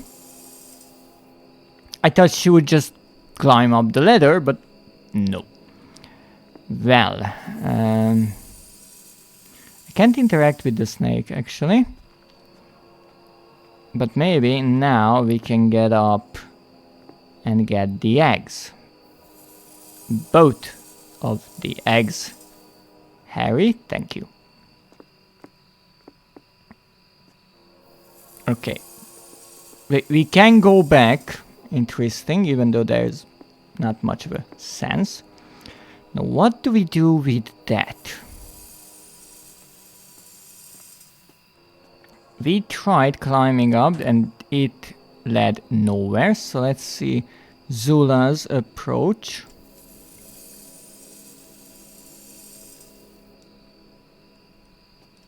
Zula's approach is that she does nothing. Alright, maybe because Harry was up there. No. She is not climbing ladders, apparently. Can we do anything with this snake? Oh yes, we can interact with the snake's heads. Let's see, can I do something with the lamp? No. On the other hand, head? No. Well, in that case, even though the inventory is shared, let's get Harry here to give the eggs to the snake. Here you go. Zula, would you mind and move a bit to the side because I can't see a darn thing. Thank you. And now give... No, not you! Well, wait, you can't?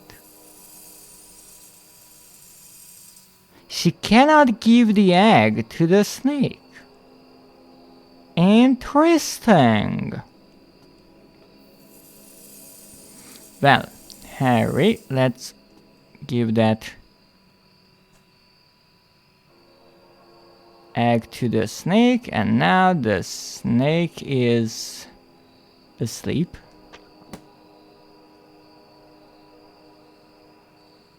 What? That's one messed up spinal column, but what am I supposed to do with it? Okay, just wiggle the ribs. Shh. sure. So I guess the snake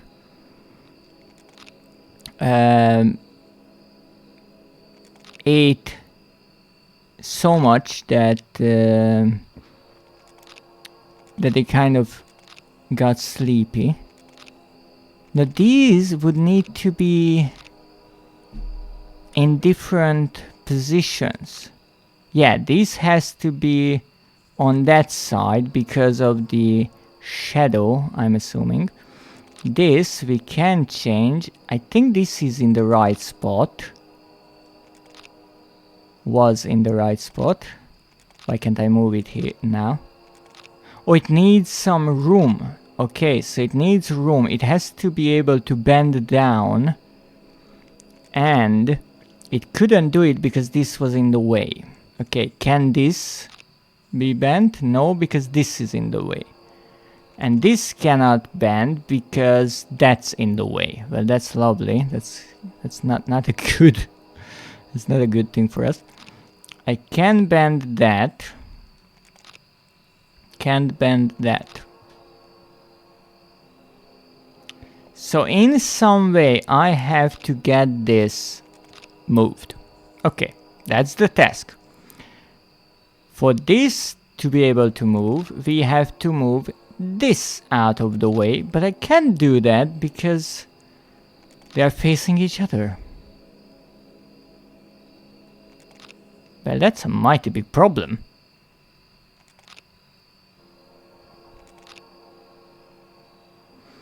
How could I do that?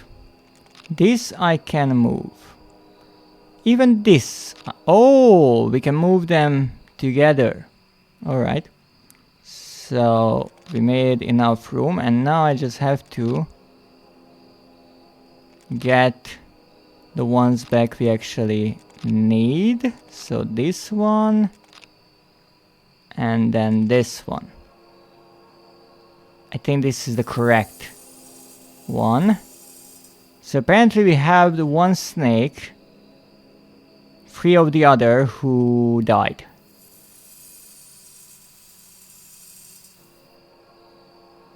Great. No, Harry can't do anything. Oh wait, I can pick the dead snake up. Not sure why. No, you can't do anything. Maybe you can charm the snake.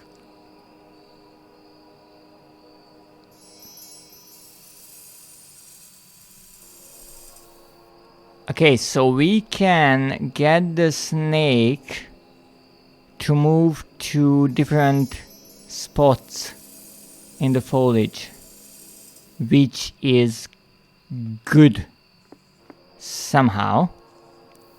And my guess is we can use the snake, the dead snake, to reach that. Hey, don't eat that. Oh wait. Was it in the right spot? All by random chance. Wow, I'm so good. I'm so good at this. But thank you, snake. What was that? The fruit. It was a fruit. Oh, the tree of knowledge and the snake. So that was an apple, I'm assuming.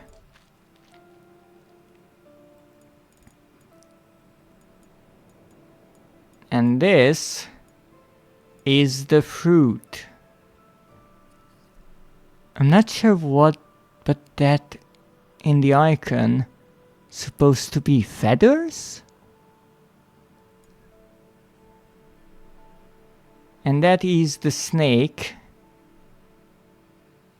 giving the fruit, the original sin.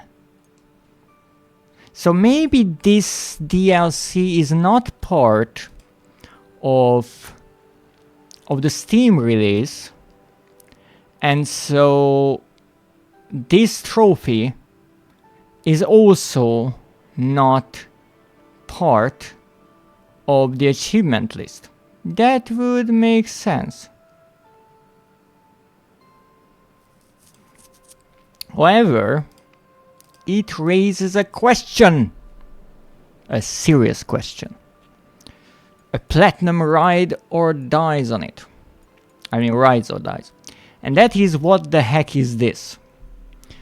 It's one of the rarest trophies.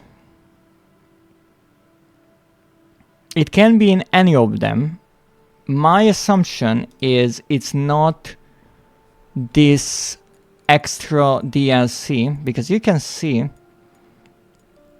that these trophies are all unmissable. These are the base game ones. The end. Finish the game. These two are from the Night in the Woods, as well as this, the ending of it. And this is the extra DLC, the Tree of Knowledge. So these are story-related ones. These are different. These are doing certain puzzles in a specific way. This is gathering the flowers, which is a collectible kind of trophy, but it's also needed for one of the endings. This is from the DLC, A Night in the Woods. This is one of the endings of the main game. This is again from a DLC puzzle. This is a main game puzzle, DLC puzzle, main game puzzle, main game puzzle, we don't know, DLC puzzle, and platinum. So, what can it be? Now, most of these were not hidden.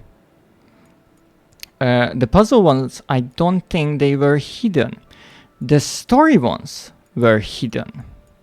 I'm not sure if the good ending, the true ending, was hidden, but it would make sense. Most of the time, the story-related trophies are the secrets, since they would spoil the story. But if it is a story-related thing, then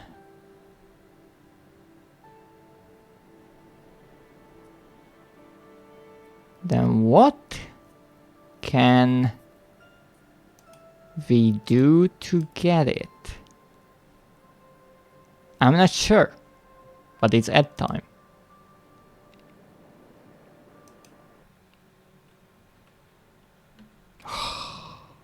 I'm closer. So, let's take a look at a few words. Fratricide. That's an interesting word. Fratricide is the killing of one's brother, I want to say. Now, it's a tricky word to a degree, because in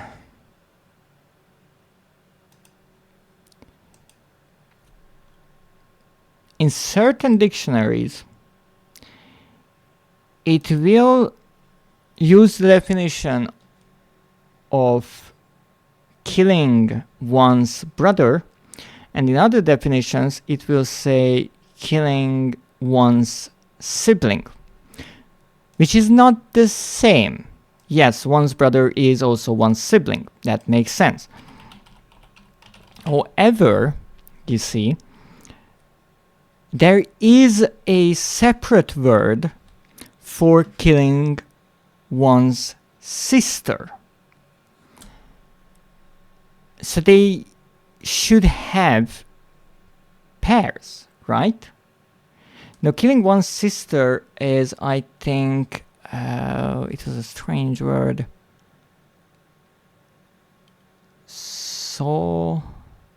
Let me check my notes. Sororicide, I think. But with this one I'm confused. Because in one dictionary it says the act of murdering or killing one's own brother or sister. But if you check Wikipedia, it will tell you that it's only one's brother. And this is not the only one where one of the pairs sometimes means both. I think it's the same for killing one's husband or wife. And maybe that is because of some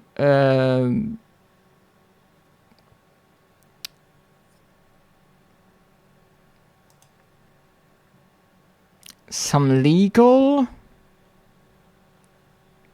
things, some details that I'm overlooking here. So I will have to look into it. But it's certainly an interesting word, and there are many words ending with side in English. They're not often used, but I have multiple on my list, my word list here, and I will try to learn them all. But it's time to go back to the game.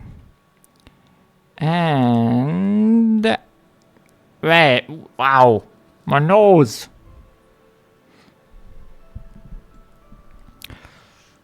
And the break. Welcome in, break. Who are we murdering? Well, we kind of sort of had a shepherd killed in the game. I mean, we didn't do it, it was a wolf. But we freed the wolf from a trap, so it's kind of our fault, but it's not fully. Also, I deny everything. Why am I boop not doing? Your boop not doing? There it is, yes. Yes, you see how it works when I'm not on the game screen. The boops kind of just wait in line, and when I return, they just get me right away. Too late. Too late for who did you kill? Murderous phase. Crazy, I have to say, crazy. But now we have a mystery on our hands. Are my boobs just a game to you? No, the game is right next to me on that side. The booping is happening right in front of me. It's difficult to miss it, but oh my goodness, my nose is getting so itchy. Stop it! Now it's itching even more. Great. So we have a hidden trophy. What could we possibly do with it? As I said, I don't think it's in the extra story. It's either in the DLC or the main game. But it's one of the rarest. I don't think it's a puzzle, because the puzzles ones were not hidden. I could actually see some of the ones when I checked the trophy list. So for example, I read Perfect Pitch when I played the main game, and I thought it has to do with the organ. But there is a specific one, this, for the organ. And I got it, but I was a bit confused. Well, what is this? And when we did the flute part in the DLC, I realized it's probably this one. So it makes sense. Oh, you and your trophy baits. But we don't know what type of trophy this is. If it's a gold, I mean, that's tempting. Licks eyeballs. Both at the same time? Do you have your tongue split by any chance? Because then it might be possible.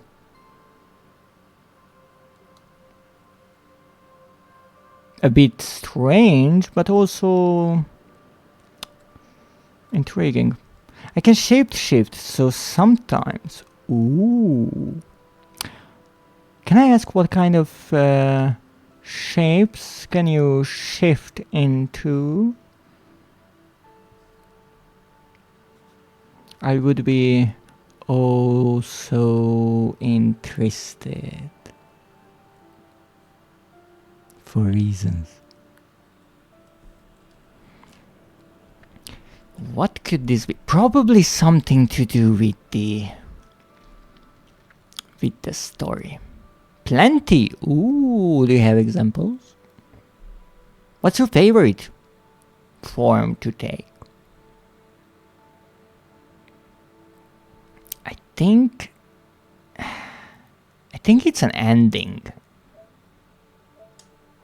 But it's rarer than the other two. Because we had one trophy that said the end. You can see it there. It has the question mark. And we had the true ending or good ending. Favorite thing is living tattoos. So tattoos that move. Ooh. Those are intriguing. They would look so nice. I don't know how such could be achieved for mortals, but imagine a bird flying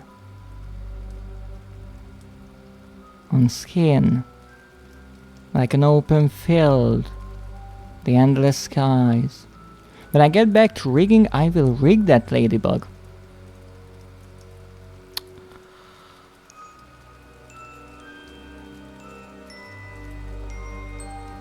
That is a wonderful idea.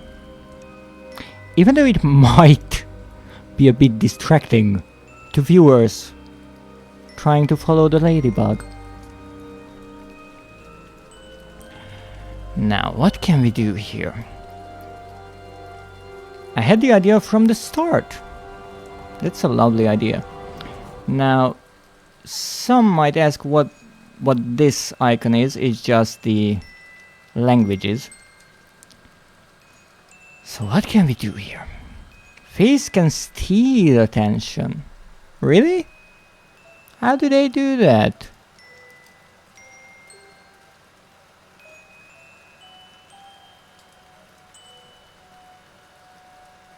I would be also interested in knowing that it's some useful knowledge. Like that. Good demonstration. Now, I think what we can try to do is load the last map and try something that we haven't tried. I don't know what. But hey, I wanted to check the endings anyway. Let's see if we can figure something out. No, wrong button. That was the circle.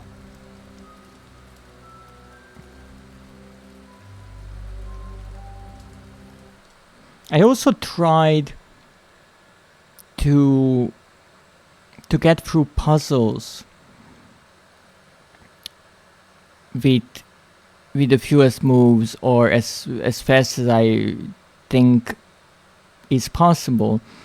So I didn't go off of the knowledge that you can gather from the trophy descriptions. I did see some of them, I will not deny that. However, I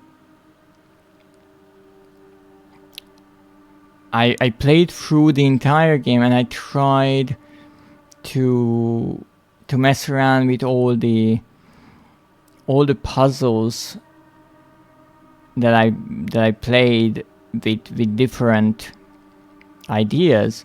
So I really don't think it's one of the puzzles. Now, I will not say that I tried everything, but whenever I got an idea, I tried it, and there were times when I got a trophy for the attempt and sometimes not. So I spent some time on all of the puzzles. I will be honest, I could not figure out the snake puzzle, why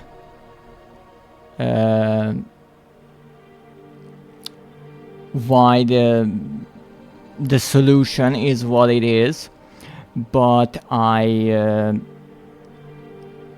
played through that puzzle first with a guide, and then I kind of just tried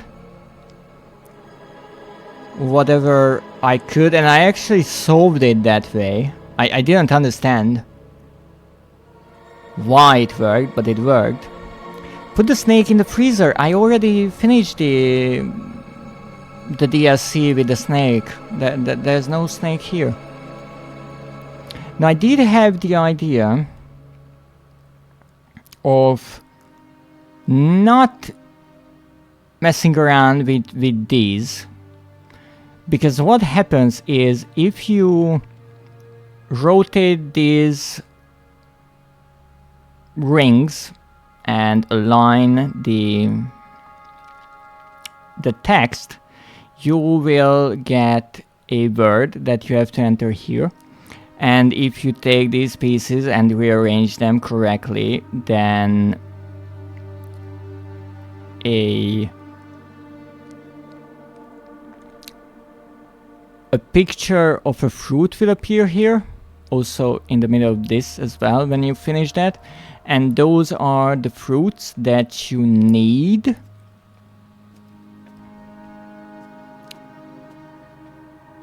to gather from here. Now, I do believe the two were this and this.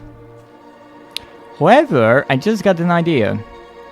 We have other fruits. What if we mess up the mixture? Right? I mean, in my first playthrough, I figured out what I have to mix. And I added the flowers, so I got the good ending. In the second playthrough, I also already know what I need to add to the mixture. And I used the right ingredients, just not the flour. But what if I use the wrong ingredients? Just add everything.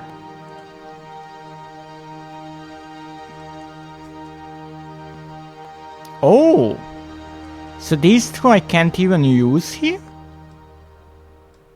That's strange. So he lets me use the right ingredients,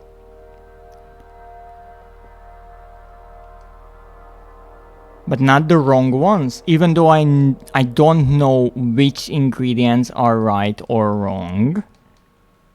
That's a mighty strange. I can't interact with Zula. Now I have to figure out what the word was.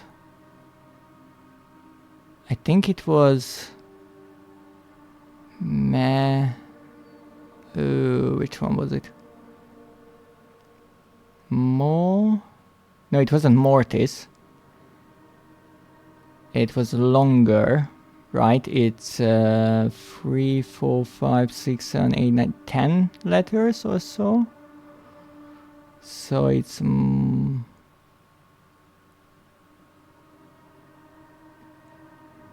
is it Medi Ortiz? Let's try. We can't lose anything here.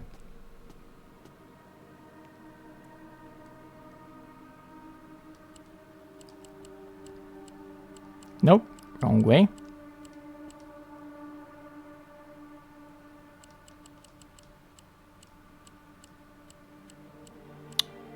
E D I. Yeah, I think this might work. O R T. T is the other way, isn't it? And then an I. And then an S. It's not that? Medi or it's apparently not. Okay.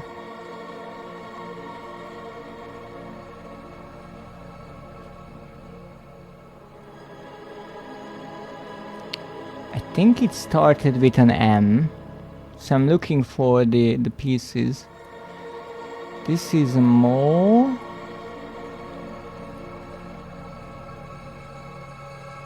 Again, Mortis.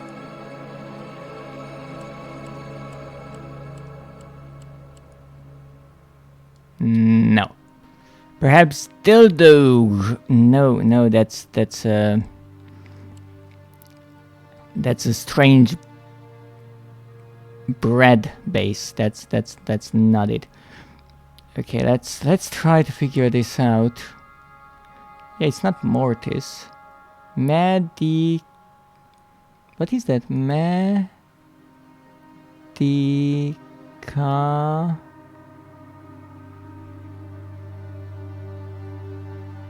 CN? No, I don't think that's right. I know the right word will be here. What's wrong with dill, though?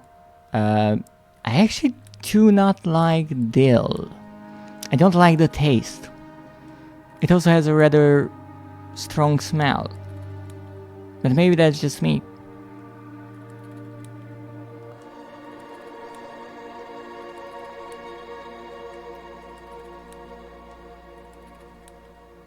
Okay, let's try to figure this out. Medicaman. I think that's the right one. Let's see if that will work.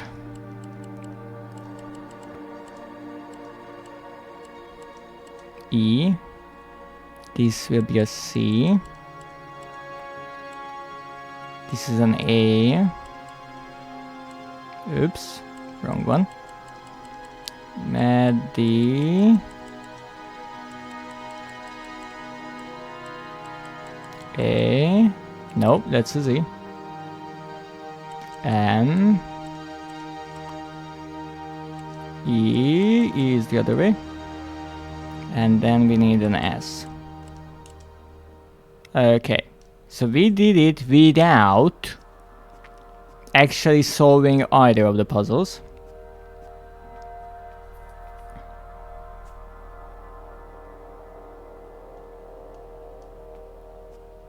But I can't use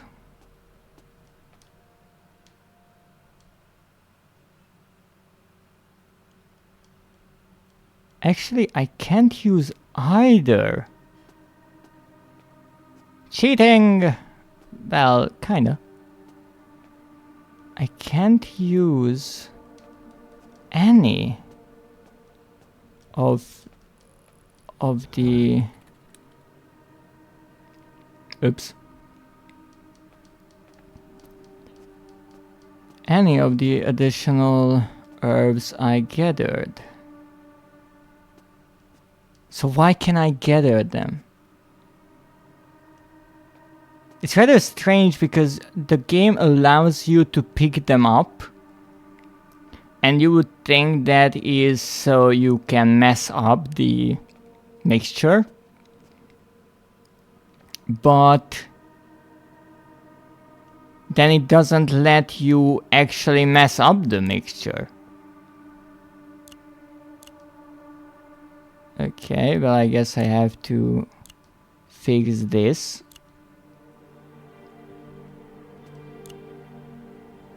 Not like I have an option. Okay, so it only starts with the blood once you solve the puzzles. So you cannot skip the puzzles. Okay. That's interesting. But what else could we do? Now you could enter any word in there, right? The only problem is there isn't another word there that is this long.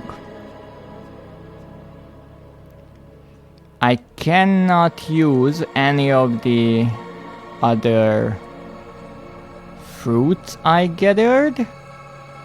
I could add this one. Now that was interesting. When I added the extra flower, the left puzzle rotated? Why? Okay, and now I can take this. So this, in theory, is the so-called true or good ending.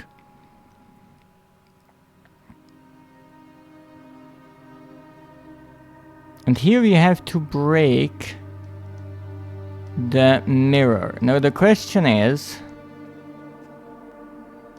can we do anything else? I cannot interact with her or anything else, just the mirror.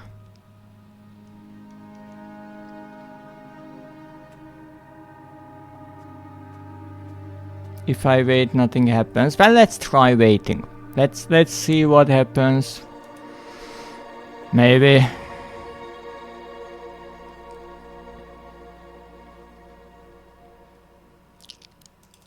Maybe we will find something, even though I really don't think this is it. Nah, nothing is happening. Okay, well, let's break the mirror. Okay, we can break the mirror with the fruits, only with the chalice. Yeah, break it. Can't interact with it again.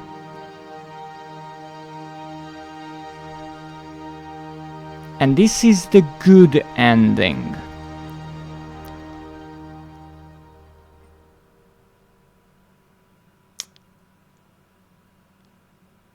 Yes, the end, but do we get any other extra scene? So yes, indeed. So again, we are back in the witch's hut, and Zula is back, and the chalice with the drink is in the background. So in this ending, Harry manages to save her. In the bad ending, he dies. And interestingly, the game throws us right here to the DLC. Okay. Well,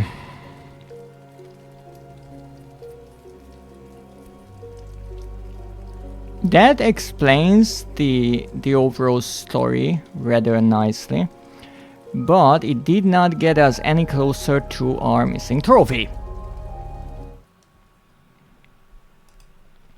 So, What are we missing? That's the big question.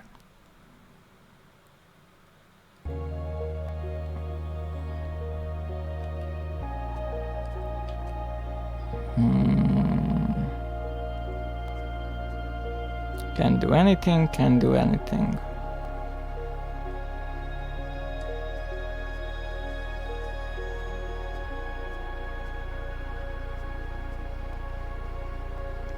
Let's try it again. So this was...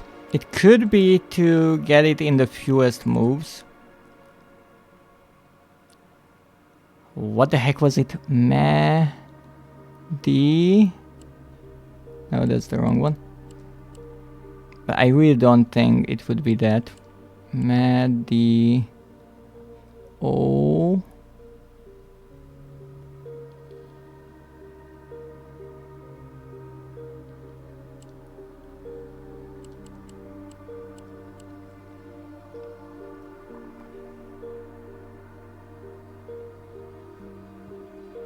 And I think this is E and N.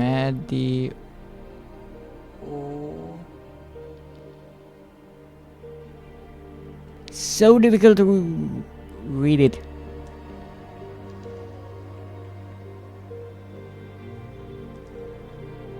This is the beginning of it, and it should continue somewhere. Not this one, not this one, not the mortis, not the mortis. I think this is the right one. And this says O KCN. It's too long.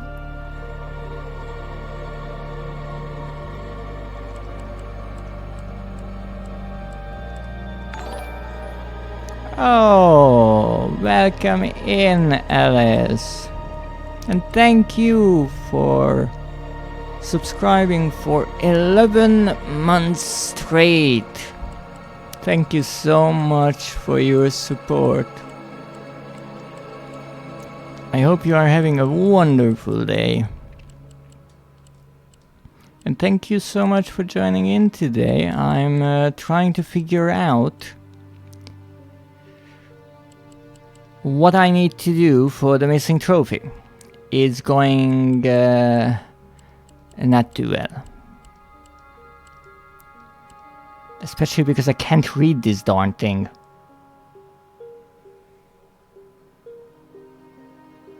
Oh, that's an M.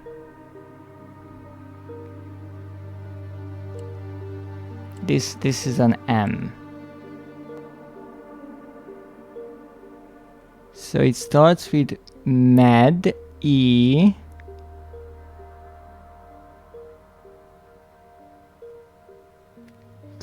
Man. Okay, that's not an O, that's a C.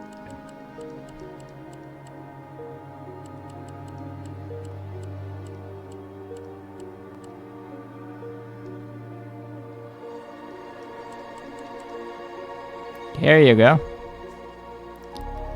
So now we have the chalice. Mitochondria! No, that's too long. So we have the chalice. Now we just have to add some things to it.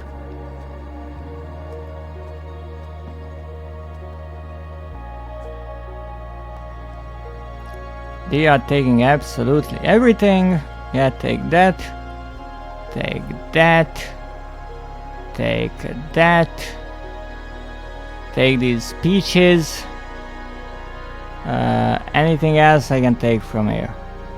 Absolutely anything. I'm including the whole freaking garden here if I need to. Stop with the epic music. We're nowhere. Okay, so this is a wrong ingredient that I cannot add. This is a right ingredient that we did add. This is also a wrong ingredient. So I can pick up these three, but I can't do anything with them at all. I cannot place them here.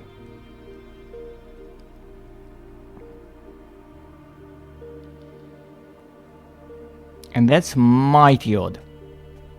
I have to say, that is mighty odd. Let's see, if I just add the 2 fruits or plants, and I guess I solved the puzzle because it doesn't work without that. So my idea is, one ending you get if you add the collectible flowers to the mixture. One ending you get if you don't. And in that case,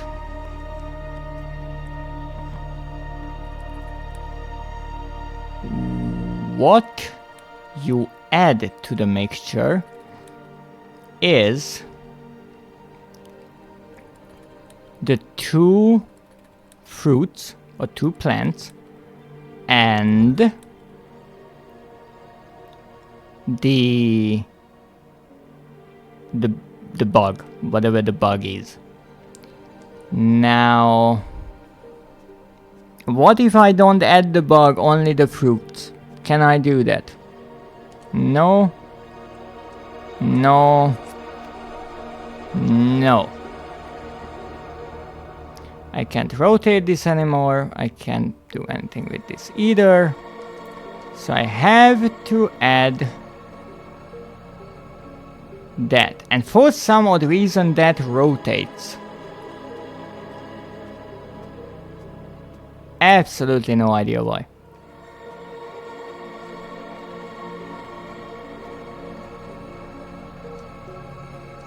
Can't add, can't add, and can't add that either. I can give the flowers to her. I actually cannot interact with her whatsoever. So let's just take the chalice like this.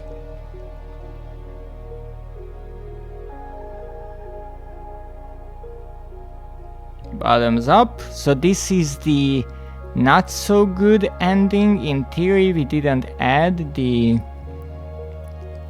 flowers, and so they walk through the mirror. They are not holding hands. That was my addition to the tale to make it a bit more romantic.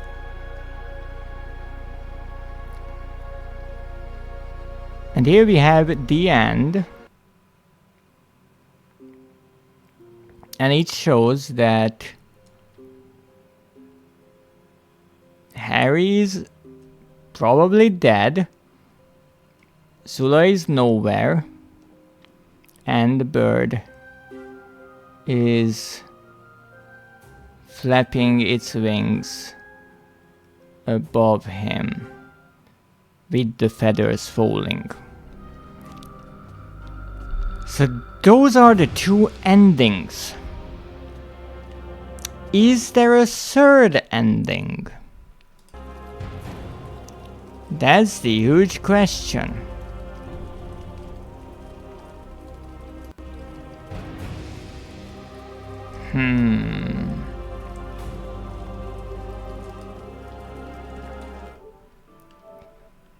Well, let's see.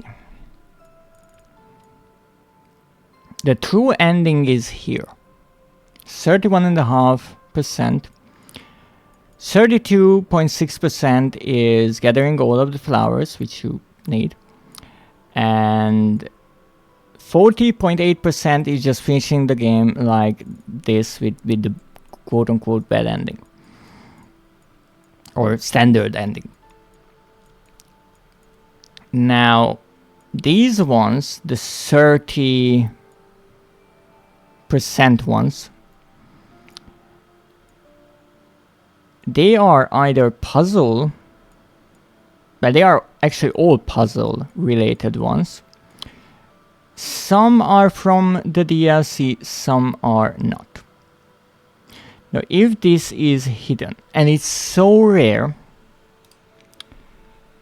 you could say, and it would be somewhat logical, that it might be part of the DLC, right? Because most DLC trophies are rarer than the main game ones. My idea is it's because DLCs release later on and not as many players actually play them. However, there's a slight problem with that idea here. I know for a fact, that I don't know for a fact, but based on the game edition, the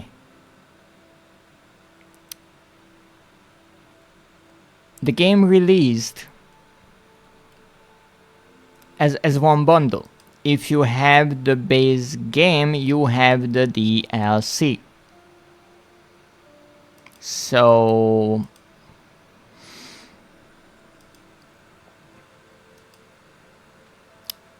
you can't miss a trophy because you don't have the DLC as part of the game. However, it is true that still it is part of the DLC, and some people might have just stopped playing the game with the base game. And as you can see, the base game trophies are more common, and the DLC trophies are less common. Not that huge of a difference, but there's a bit of a difference. And also, it seems that puzzles later on in the main game have rarer trophies. So it could be something in the DLC. But what? That's the big question.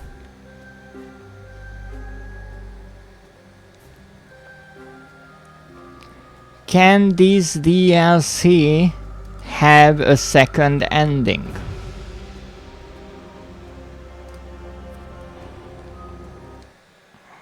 I honestly am doubtful about that.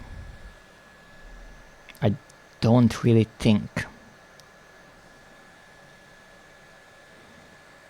I'm still a bit confused about why you can pick up different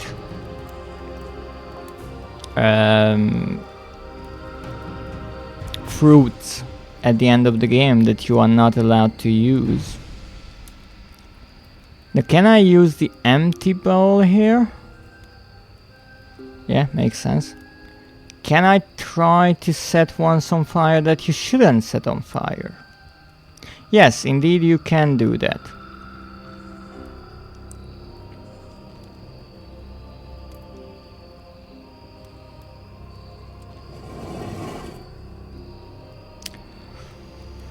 Okay, I have a really stupid idea. Let's try it. Let's mess up all of them as much as possible. Which is a rather silly idea, but who knows? Don't really think this could have multiple endings, but again, it's worth a try.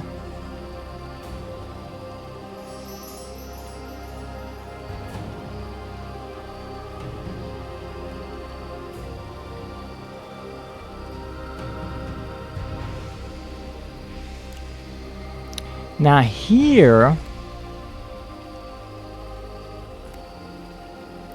I'm curious, can I... This is when everything is flowing. Can I make it so the entirety is filled with water? I think this is as close as we can get to that.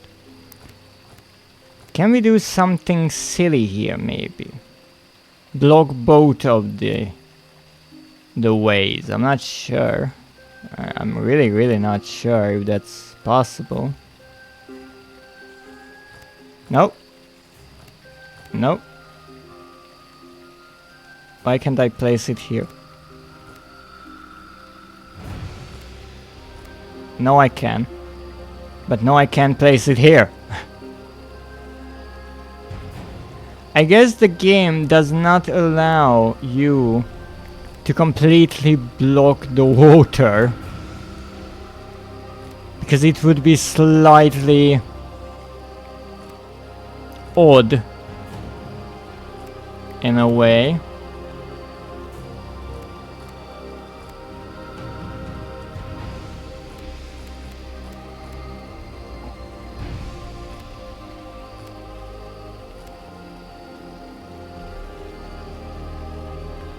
So there is no way for that. Also, I don't think that could have been a trophy since this puzzle already had one. Yes, I know you can't use that. I need to do this for the knife. I need to fill this with water. I need the knife. But let's see if we can figure something out with this. Do I have everything? I have the hair, I have the torch, I have the moonlight or moonshine, water, lamp, light. I think we have everything, absolutely everything. So let's try to be silly. Put some blood here.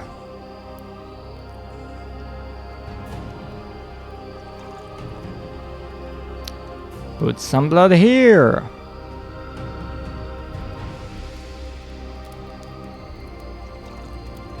Put some blood here as well.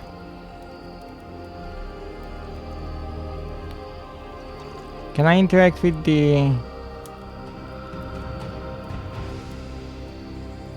fire? No, I can't. Now, this one is the one that actually requires the blood. So we will not pour blood there. We're putting water. And then we are setting it on fire. And then we are using the moon. So we use all of them. This one doesn't need blood. It doesn't need fire or water.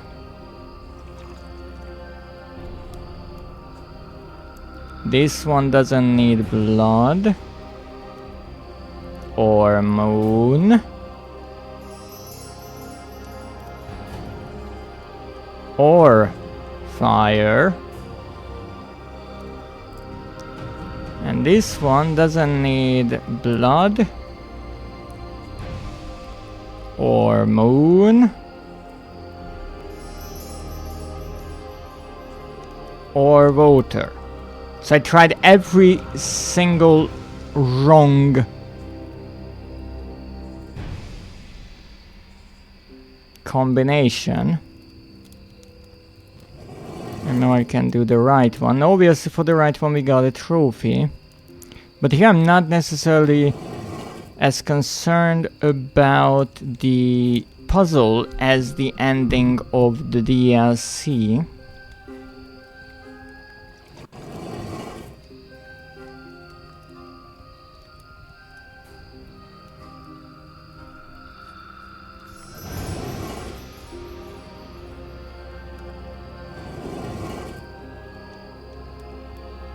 What if I use the wrong item here?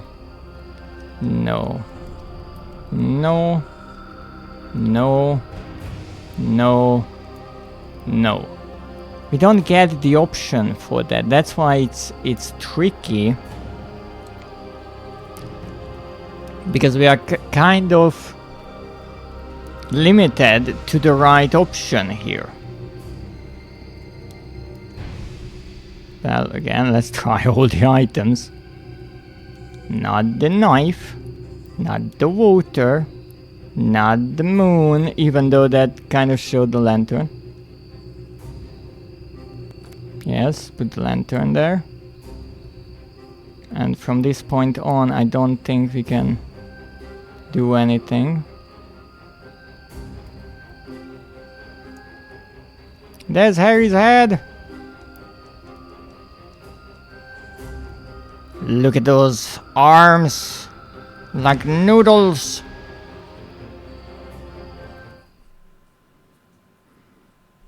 We also don't learn anything about Zula that we could use in the base game here. And I can't do anything here, this is just a cutscene.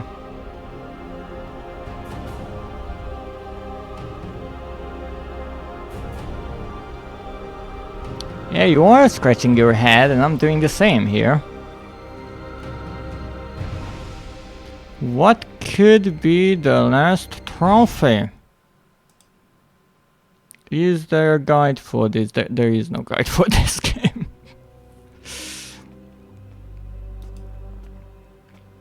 There is a platinum walkthrough.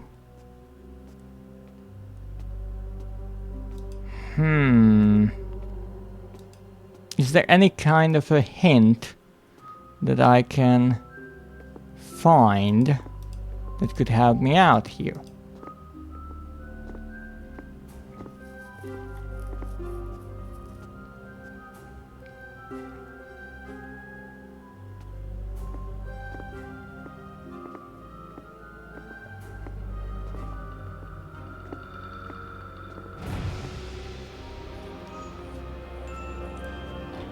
Let's see, there is a list here.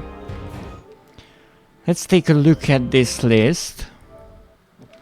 It's for a platinum walkthrough, and it lists the flowers, but we have those. Soldier, is there such a trophy called a soldier, or whoever wrote it just came up with that? No, there is a soldier. More flower. Evasion, that's with, yes, with the cannonballs. Astronomer, I think we had one that was called Astronomer. Yeah, here. Interestingly, it doesn't mention the magic one. Cannoneer and Diver. We do have the Diver. Flower, Tower of Hanoi. Flower, Stonemason. We do have the Stonemason. Flower, Chopin. Chopin. I think we have the Chopin. Yeah? Behemoth. I do not remember a trophy called Behemoth. No. God of Snakes. God of Snakes is here. True Ending. Yeah, the True Ending is literally this. One Night in the Woods bonus story and the fruit. So the fruit is here, and these are the bonus story ones as well as the puzzles. So this might be this Behemoth one, whatever it is. Now I only know what I'm looking at is actually a walkthrough, a video, and I didn't start up the video, but it has timestamps for different things. And even though it doesn't mention everything, it has the Behemoth one listed, which, well, based on the other ones, since the writer of this post named the timestamps after the trophies, I think that should be a trophy as well. No, not every trophy is listed. and the extra DLC ones are not listed at all. It just says One Night in the Woods bonus story, and then for the other DLC it says The Fruit, which is actually the name of the trophy. But this behemoth is one that I don't have, so that might be what we are missing. And in the walkthrough, or the times, it's between Chopin and God of Snakes. Now Chopin was this, the organ one, you might remember. And God of Snakes is, well, it's the snake one. You know. You remember. So let's take a look what is actually between those. This might be a hint. And again, I don't want to spoil the trophy. I don't just want to look at its description. But this way I know where to look.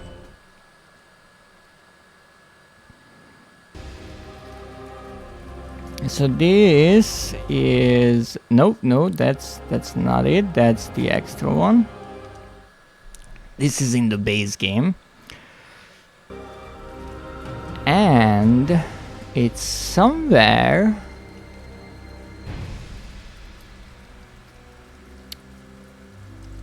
between these two. That's lovely, they are right next to each other.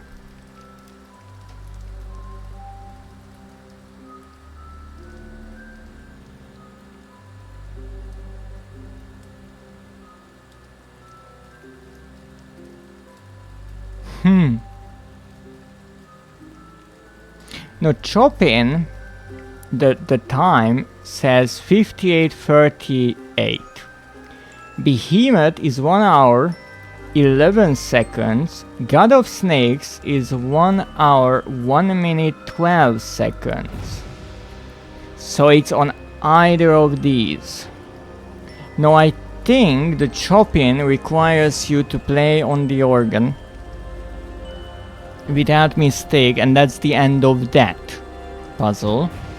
So I think this trophy is somewhere on this level. I have no clue what.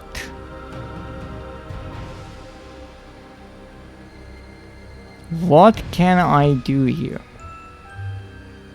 We have the eggs.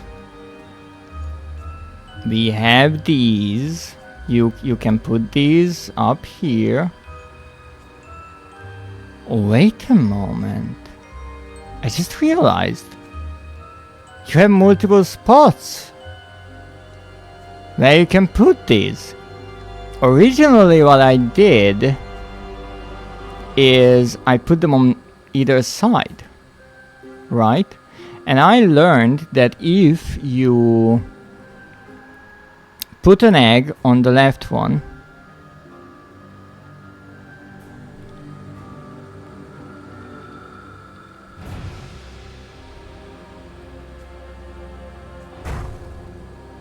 oops. What did I do?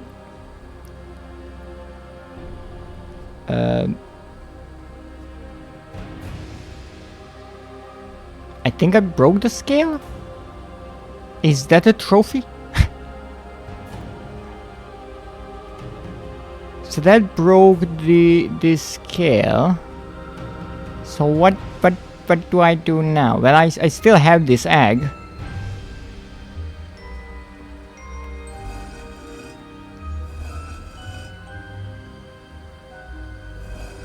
There is nothing behind these tiles as far as I know.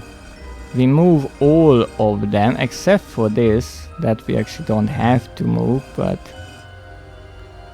that's okay.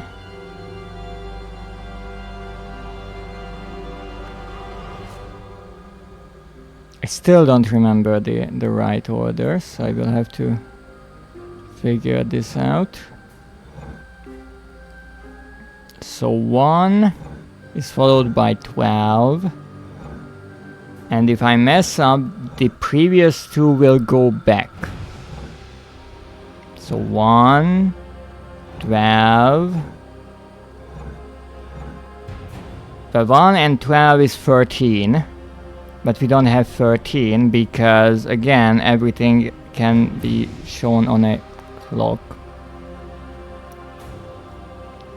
Something is with this scale. I just don't know what. So 1, 12, 8. No. Can I go 12, 1?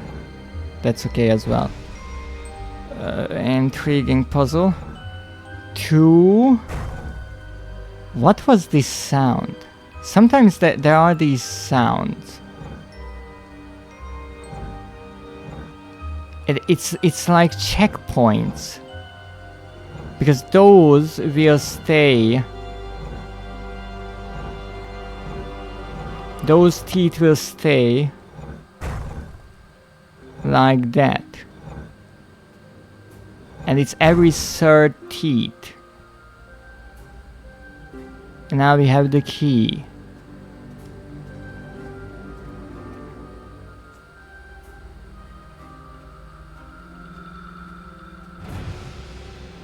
Can I put the egg in the mouth of the snake? No, I can't.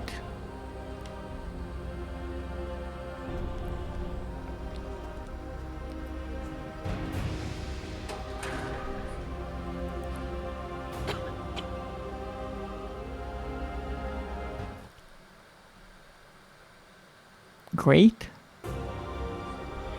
What did I do? So I broke the scale, which never happened before. But I still have no clue what I need to do here.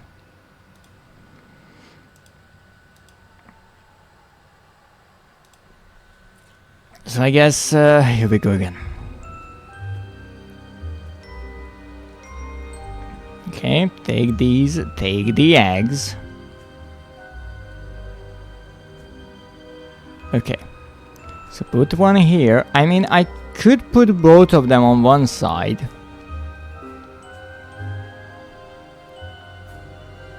I don't even know where I put the egg now.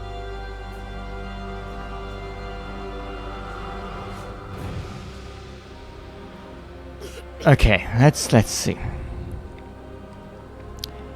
Put it on the right side. Okay. I can take it off. Wonders. If I put this here, then the scale went from 10 to 2 and a bit. Alright. If I put the black one here, it goes to 1, so that's 3. If I add another one, it goes to 4. And if I add the white one, it went from 4 to 1, 2, 3, 4 extra. So that would mean that the white egg is 4. So it should go to 2. And indeed it does. The point for 2 is there. The number is slightly to the side. Okay. So if I put something on the right side of the scale, then the hand or arm moves clockwise. Will it do the opposite like this? Yes, it goes counterclockwise. Yay! And now it went from 10 to 1, 2, 3, 4, 4. Yes, the white weighs 4. That's indeed correct. Now this should go to 7 because the black one weighs 3. So in total they weigh 10. In what freaking way this helps us with the teeth is slightly beyond me. Now let's see what happens if we put the scale closer. Now this one only weighs 1. And I'm assuming that 2 black eggs will weigh 2. Brilliant.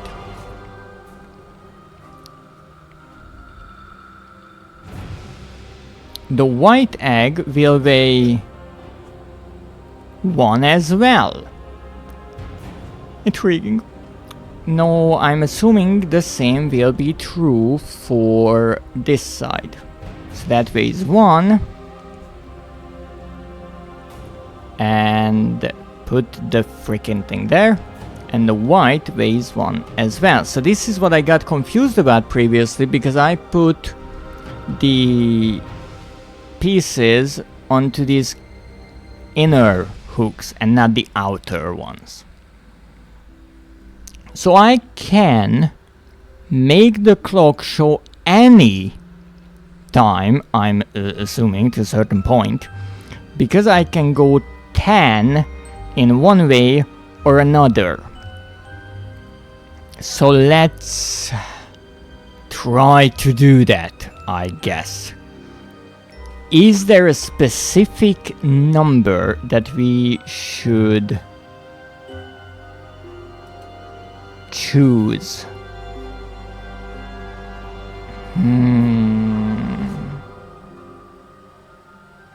Is there a specific number we should choose?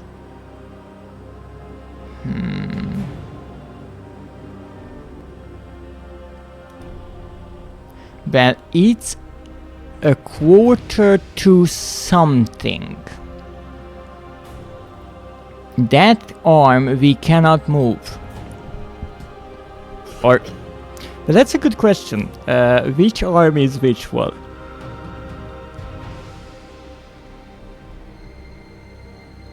The shorter one is the hour hand, so it should be free. 3 hour and then some minutes. Well, because the 3 is exactly on, or the hour hand is exactly on 3. The minute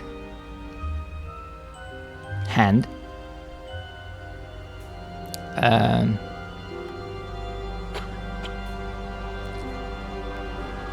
so the hour hand is on 3 exactly, so the minute hand should be on 12.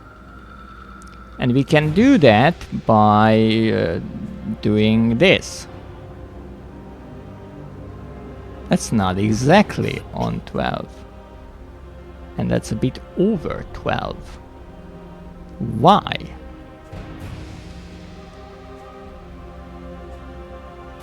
That's a bit less.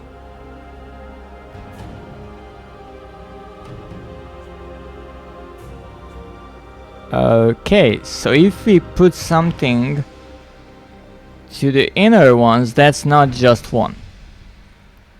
So normally a black one is worth 3.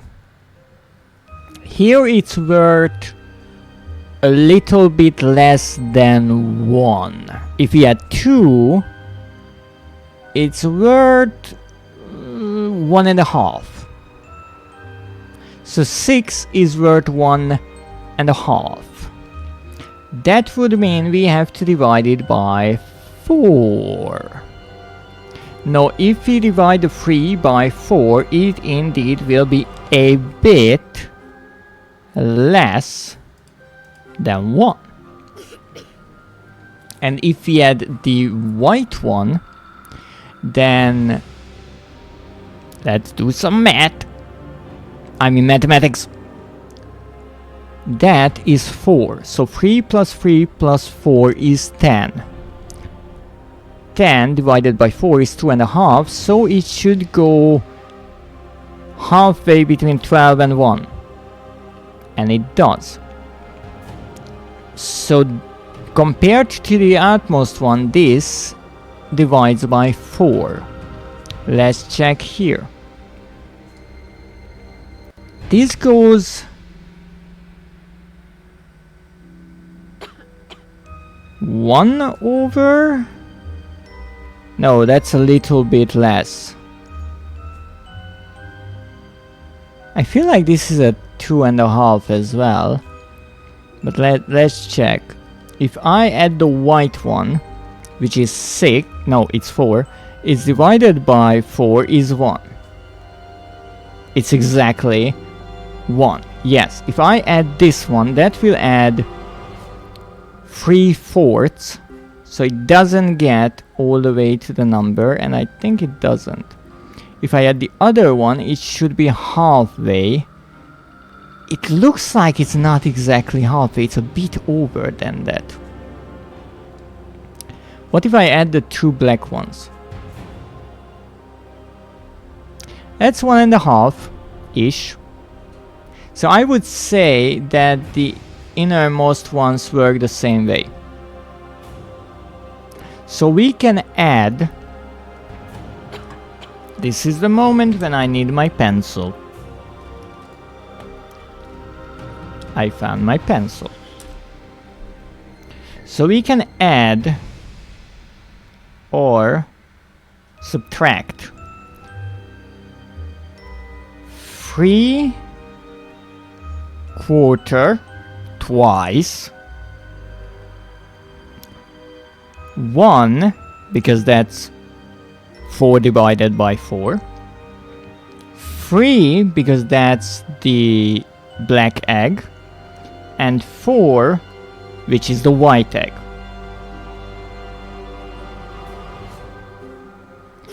And we need to get a certain number here, I'm assuming. We have to get to a specific number.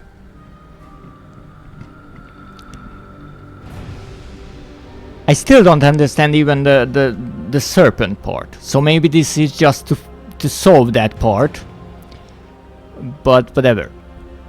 I also don't know how I broke the scale this time. Because if I put all of them here... Oh, the 2 are on top of each other. That's the trick. If you get this, the minute hand, to line up with our hand, it breaks.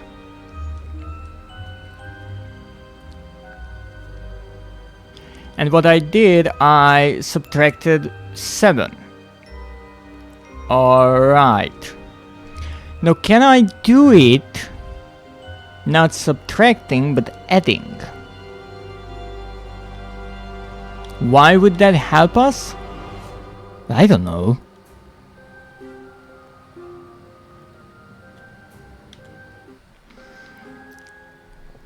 So we want to go from 10 to 1, 2, 3, 4, 5 to the right. Is that possible? Well, we can add 1 and we can add 4, but not at the same time. So let's see, we need to add 5, right? Now we can add 6 twice. Well, no, 3 twice, which is 6. So we can add this and this. This is 4. And then subtract 1, which is 4 divided by 4.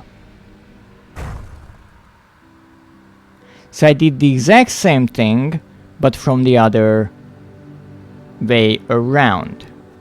And I used up everything for it. But why is this good?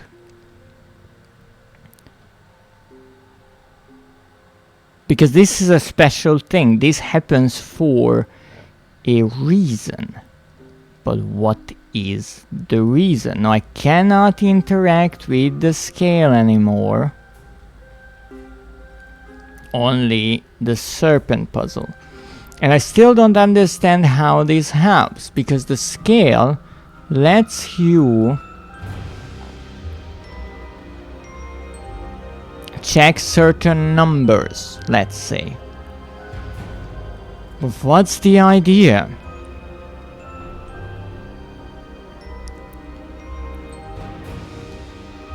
Let's say that I start with 3, because normally we start with 10. Is there a 10? Yes, there is a 10. I start with 10. Right? Now from 10, what can I do? From 10 I can go 3 plus, which is 1. That's no good. That's adding an egg. So let's see, we start from 10. I can add 4, which is 2. That's also not good. We can subtract 1, that's 9. That's good. Okay, so I can subtract 1 here. Then I can add 3, which is 12. That's no good. It really likes going with the subtraction. So I subtracted 1. I can then do it again with 3, which is 6. No. Okay, let's just try. 8, no. 12, no. 3 is okay. So we go from here, we subtract 1 by putting the white egg actually here. And then from there we can add 1, 2, 3, 1, 2, 3. No, actually we can subtract the 2 black eggs, and then we end up with 3. What now? This is actually something you can do with the scale.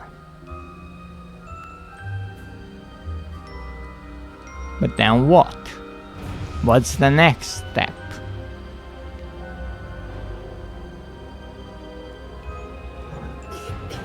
Ten, 9. It would be 10, 9, 6, and 3, actually.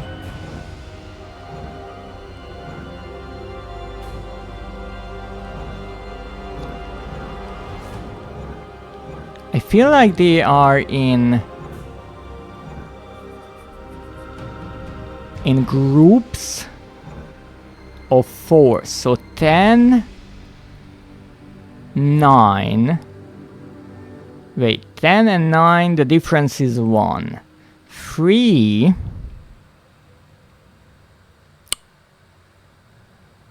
So the difference is 2, so I should choose 2 on this side, but there's no 2 on this side, there's only 2 on this side. That's no good.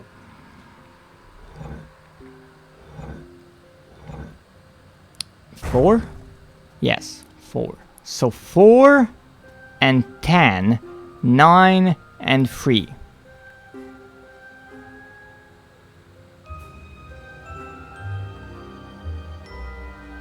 Wait. 4 and 10, 9 and 3. 4 and 9 are right next to each other. 3 and 4 are right next to each other. So they are pairs, and between them there's 6. So 2 and 8 are good together because that difference is 6. No.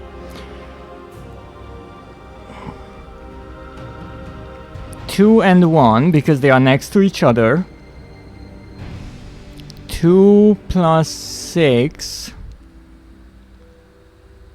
is 8. Minus would be... Wait. This is 7. This was 2. That was 1. 6. No. 12 and 11. Again, they are pairs. Numbers next to each other. 8 and 7.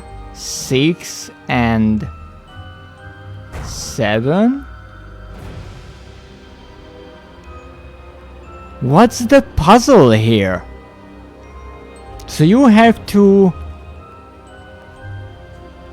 choose numbers. Actually, what happens if I don't? I don't have to solve that puzzle.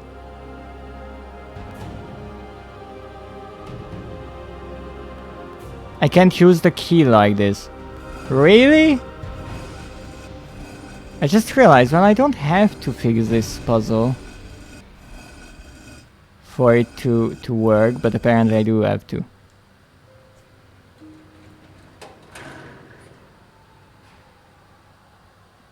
What is the scale good for? I'm honestly so confused about this puzzle.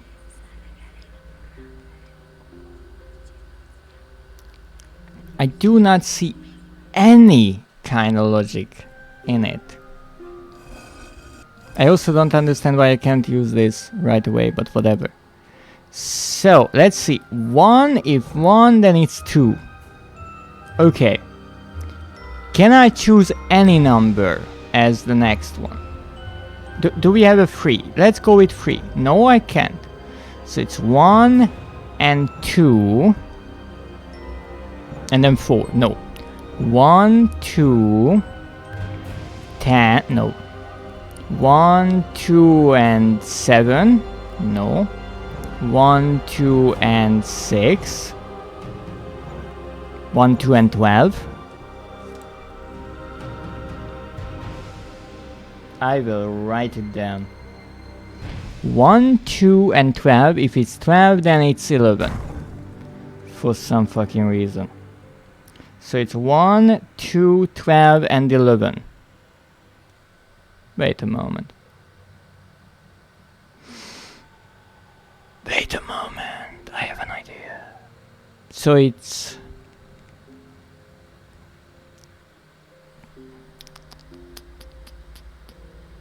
I'm counting.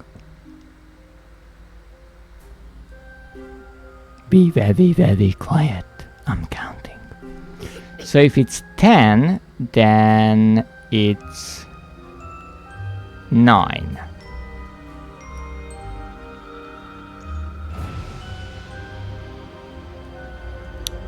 And then what's the lowest? 3 and 4.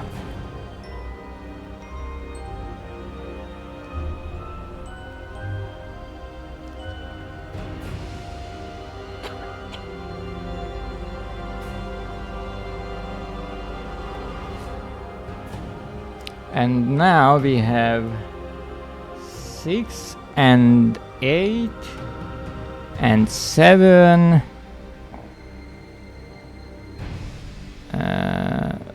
Wait, 6. 8 requires 7. I think... Is this a 7? Because this is a 7. Wait, 7, 7, that's... Yeah, this is also a 7.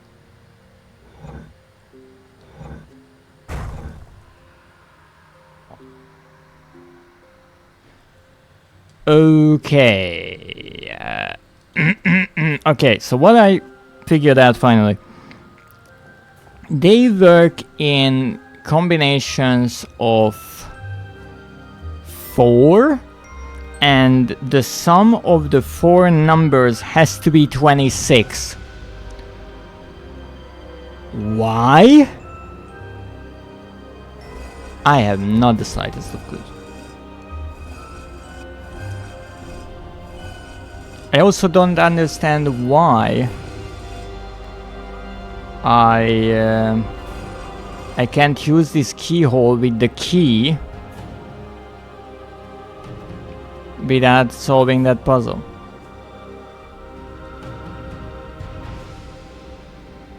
There's nothing else I can do here. And I still don't understand how this helps.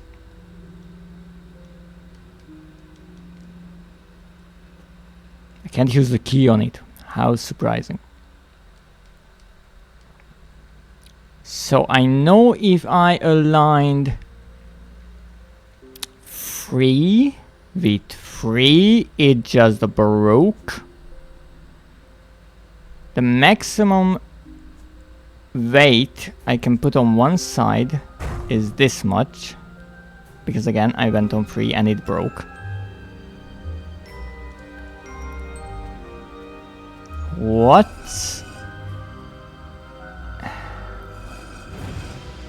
What I'm confused about is what's the puzzle here? I'm sure it has to do something to do with the scale.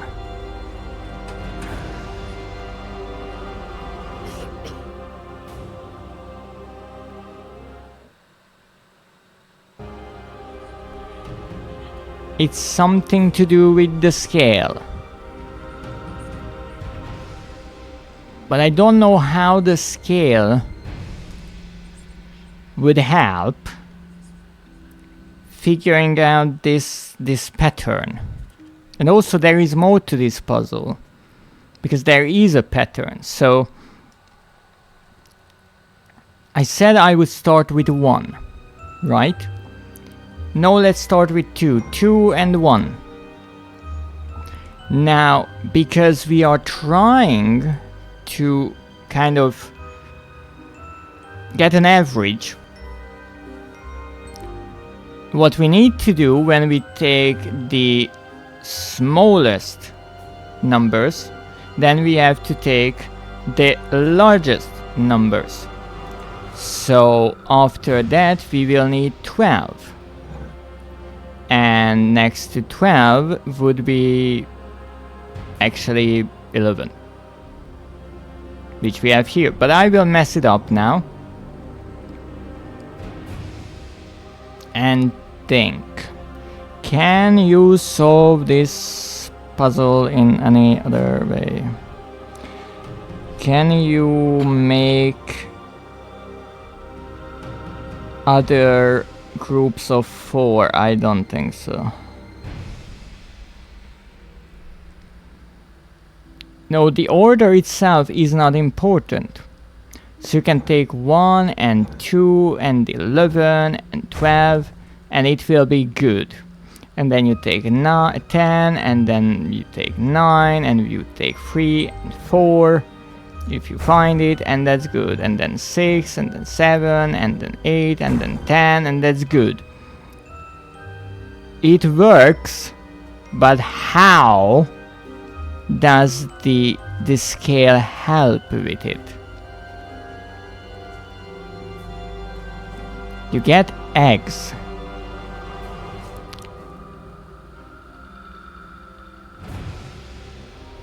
And you can make really strange numbers with these eggs. Because let's look at it. Let's go with the original idea. Let's say that these two are not at all related to each other. The snake and the scales. If I add this, now we are on 11. We added 1. Good. We can also subtract 1. That is 9. Good. We can subtract 3 and then another 3 and then another 4. And now it's 12. Eat egg.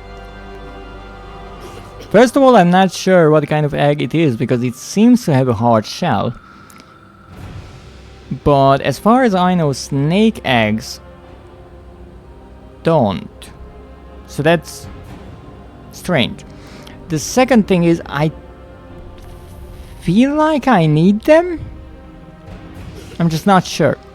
Eat it. No, we have to get the trophy. I would say then, but no, not even then. I'm not a big fan of eggs. Chicken eggs, that is. So, what can we do here? We can go 1.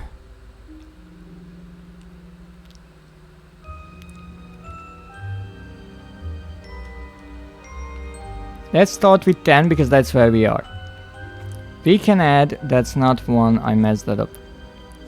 That was 3/4. This was 1. Materials much? Not a huge collector in most cases. So that's 1.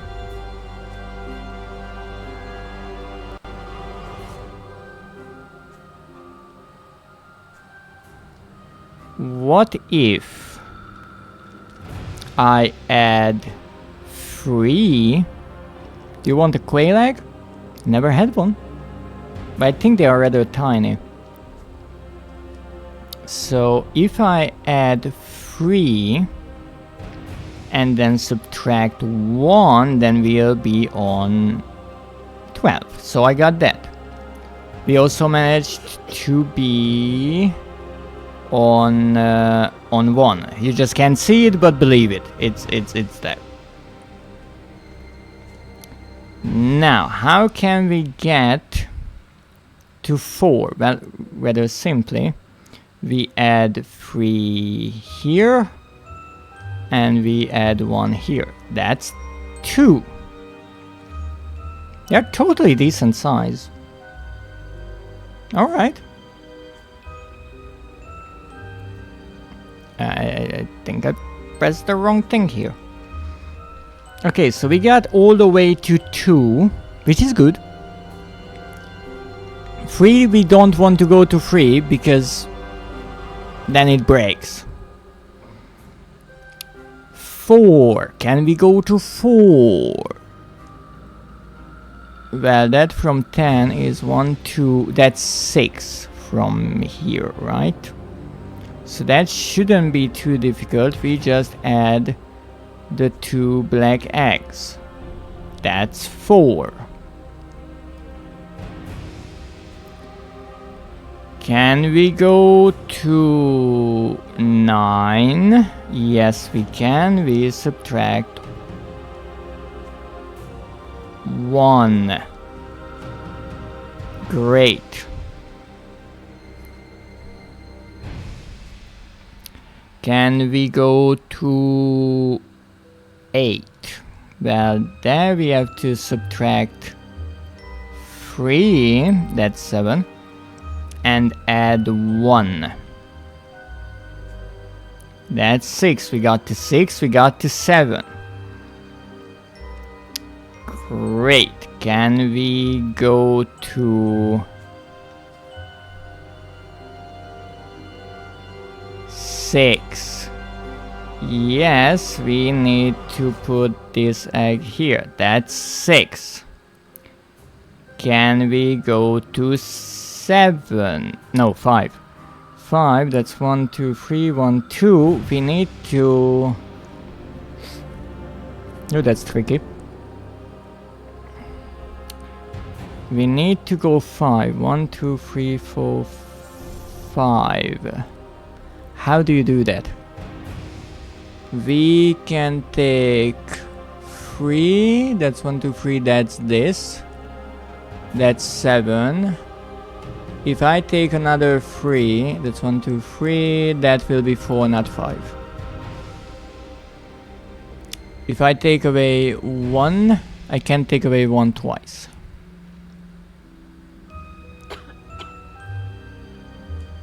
I did it on this side, I think. But how?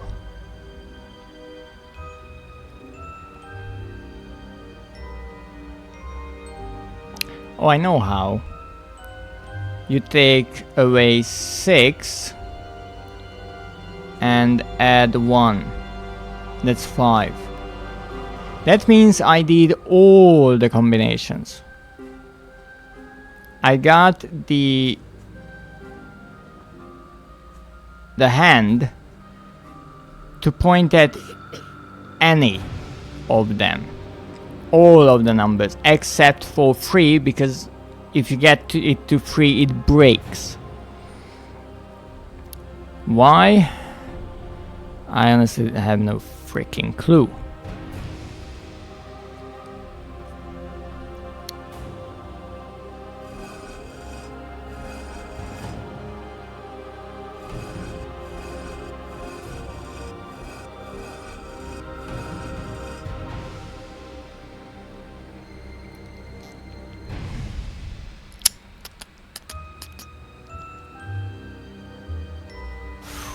If it goes to 3 is at 1/4. We can make a quarter by dividing 3 by 4. No, not exactly. If I divide 3 by 4, then this is 0.75 and this is 1.5. No, a quarter would be 0.25. Am I overthinking this a lot? Probably. But this way, that's the wrong one. If I subtract this much, then this is how the hour hand should be if the minute hand is at 15. This is 1/4 away from the previous hour.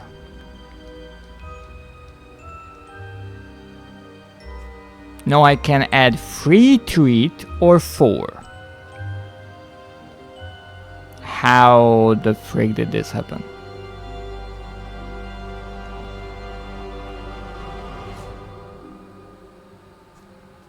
What? This is 0.75. And if I add 3 to it, then it should be go 1, 2, and 3. So it should be 1/4 past 12. And it is. Okay, that's so far fine.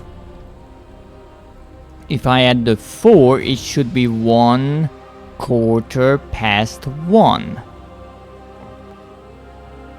But it's not. It's 1. It's almost like half. Yeah, oh no, there's the dot. This is just messing with me.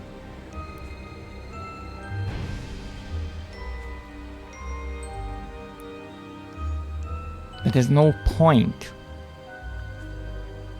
There's no point to this.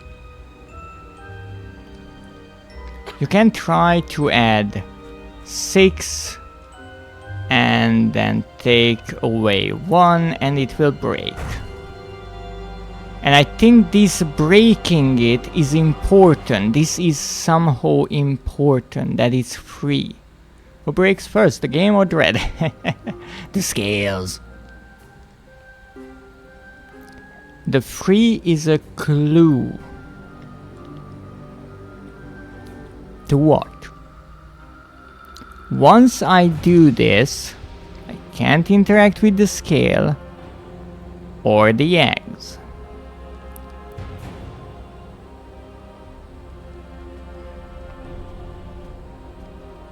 I can finish the the level.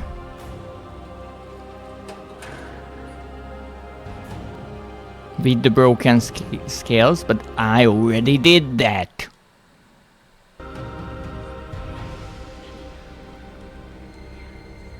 So what do we have to do?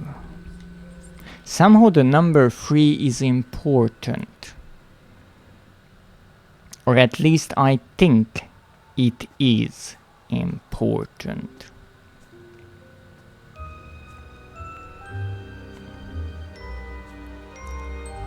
Now I can get this pointing at 3 by adding 6 and subtracting 1. Really? I was just about to enjoy my head massage.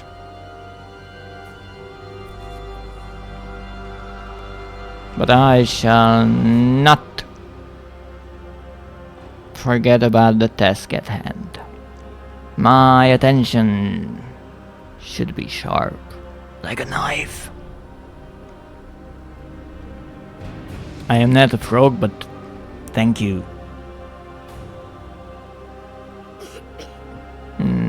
It's a nice head massage. Been a while since I had one. Now, how could we go about this? I have an idea. What if we add 4 and 3/4?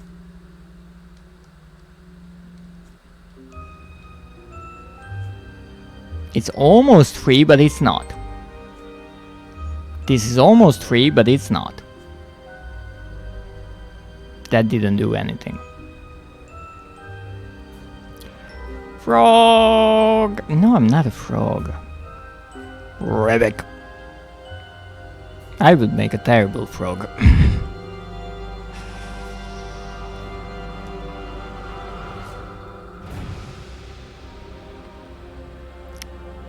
One, two, three, 1, 2, 3, 1. We can go both ways around. We can go 3 twice and then 1 back. Or 1, 2, 3, 1, 2, 3 twice back and another one. It doesn't matter.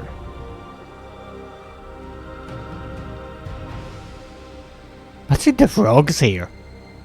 Why isn't that loading? No, it is. Thank you. Putting frog dread in my pocket. I'm not a frog. And you can't just put me in your pocket. That's rude. Also, I hope you have plenty of food for me then. I don't even know what frogs eat. Oh, I know, honey. I want plenty of honey. I'm a frog with a sweet tooth. Yes. Normally frogs don't have teeth, but I have. 1. That's why I have a sweet tooth. I have moss in the pocket. Why do you keep moss in your pocket? That's a mossy pocket. Oh, yes. But that's not moss, that's tea. The dangerous type of tea. I can put 2 of these.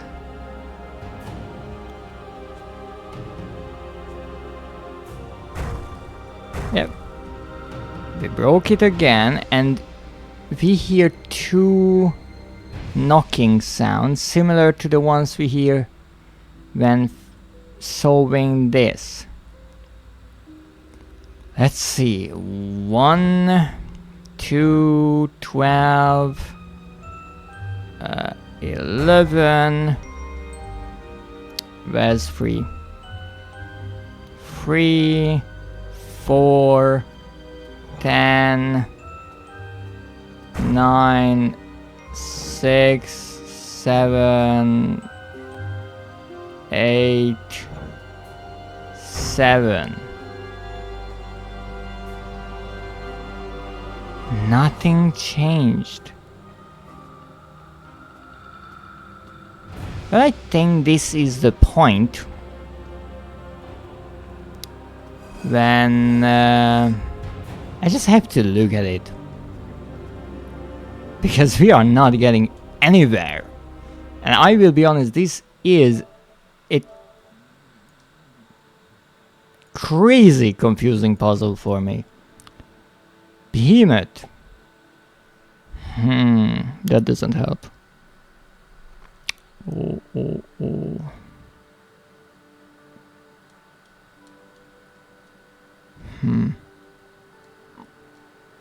That is not helping me whatsoever. It is called Behemoth. But that is not a whole lot of help.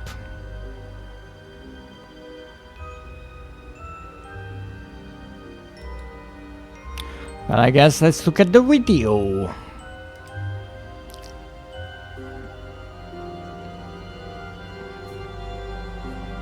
Hopefully it has a description or some kind of an explanation, because I'm absolutely stumped here.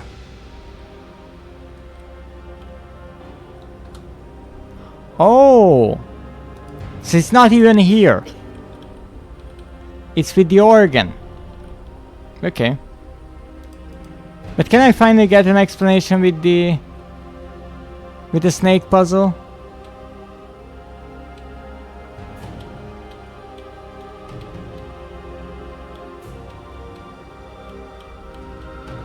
No. At this point, I'm curious if there's like any explanation to this. All right. Well, we know we have to play some kind of a song.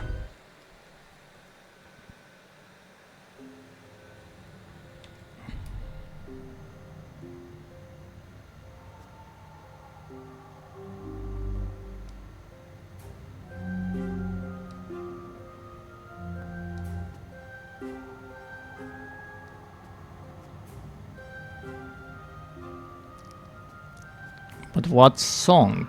What song do we have to play? Is there a song in this game that we actually hear? Well, there's obviously the one we have to play here. So let's take a look at that. Put that there. Take this. I looked the missing trophy up. It's apparently here.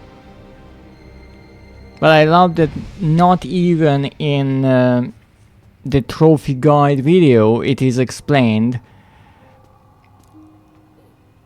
how the snake puzzle makes sense. It just kinda does. And roll with it.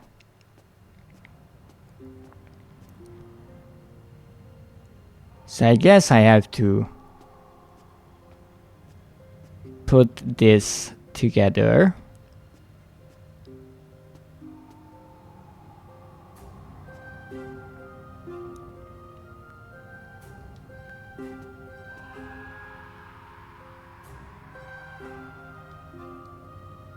And then I have to place this here, even though I mean I could place them anywhere. So maybe I have to place it in a different way, but how?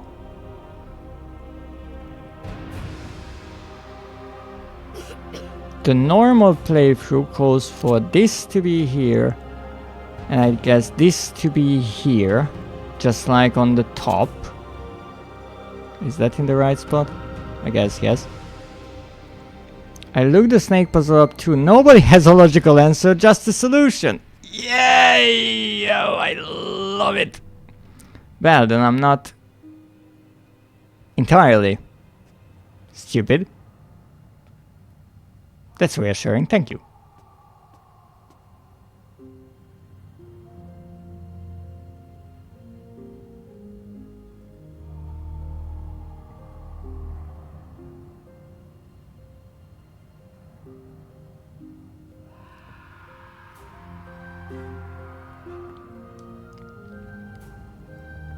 So this is the song we are supposed to play, and if you do it, you get a trophy for it. But apparently we have to play something else. I have not a clue what. The one idea would be the song that you have to mimic for the bird in the DLC, right? That could be it. How was that? Well, let me think.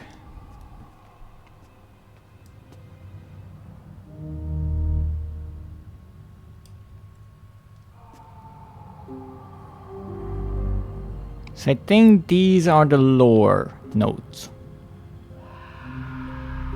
And these are the higher ones.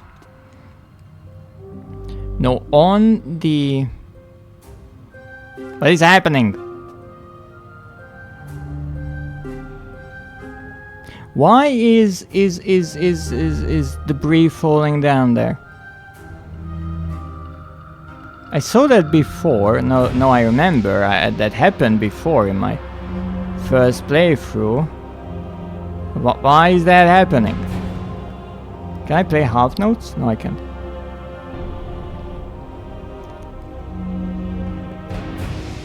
Okay, I guess what we have to do is figure out when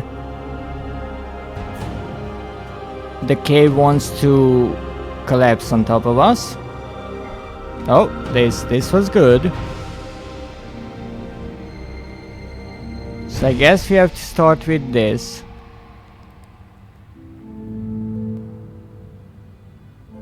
Not this, okay. This.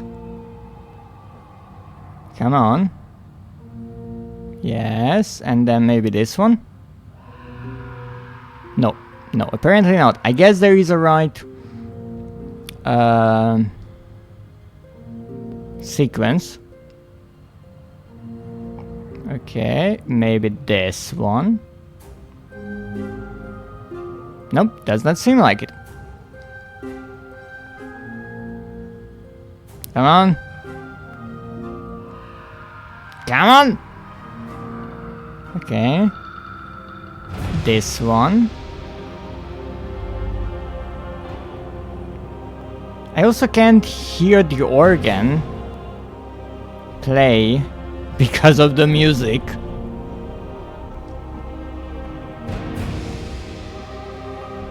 I don't think I just have to keep pressing this one. That would be slightly silly. Let's try this. No. Okay, this is the first, I'm assuming. Yes, and then this one maybe? No reaction. This one.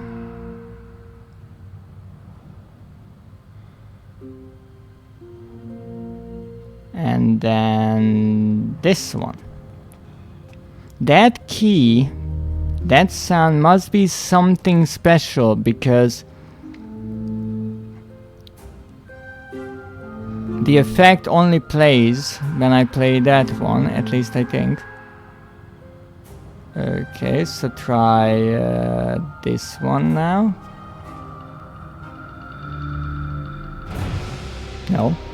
Now I will try to play some other note. Let's see if the effect plays with that. It does. Oh goodness.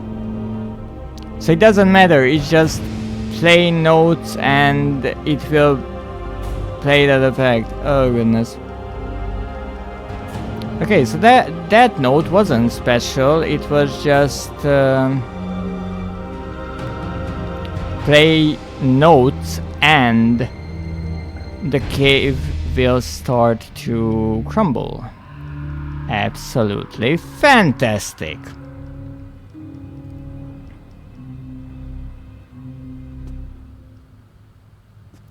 So we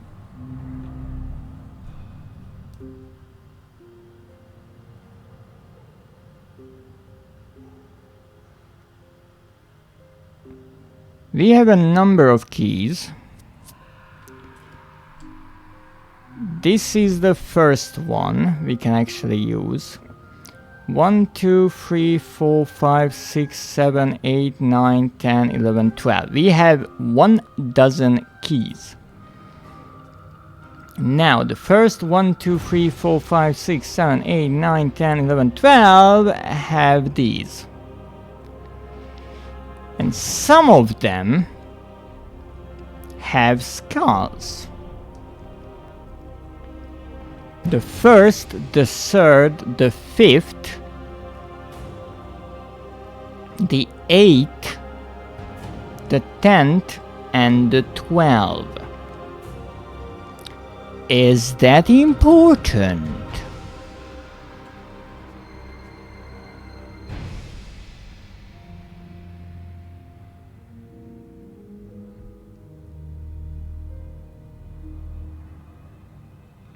Is that an important part of this? I also have a question. What happens if I want to play the organ before setting the skulls? Will I ever figure this darn thing out? Give me that.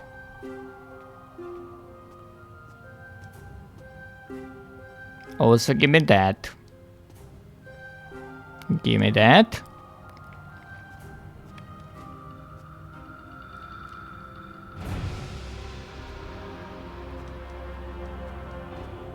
Put that where it should be.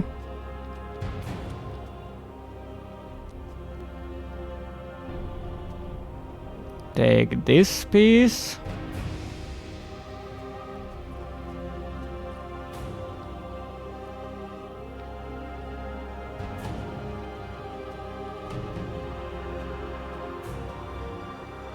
This is needed. This is needed. Can I play it now? No, I can't. Fine, makes sense. We have to repair this part.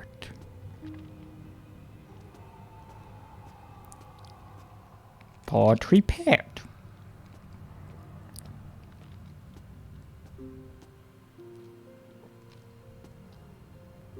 Now, can I play it now? Still can't do it. Intriguing. Why do you need the 2 skulls? How are those part of this instrument?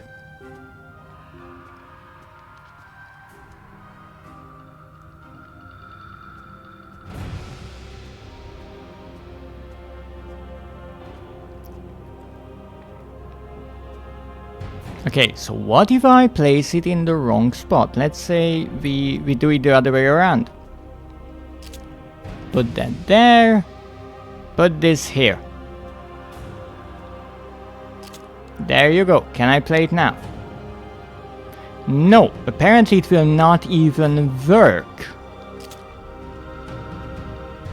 Also, if this is the last trophy, then I really don't understand why you have the additional fruits and plants at the end of the game, since you are not allowed to mess up that puzzle.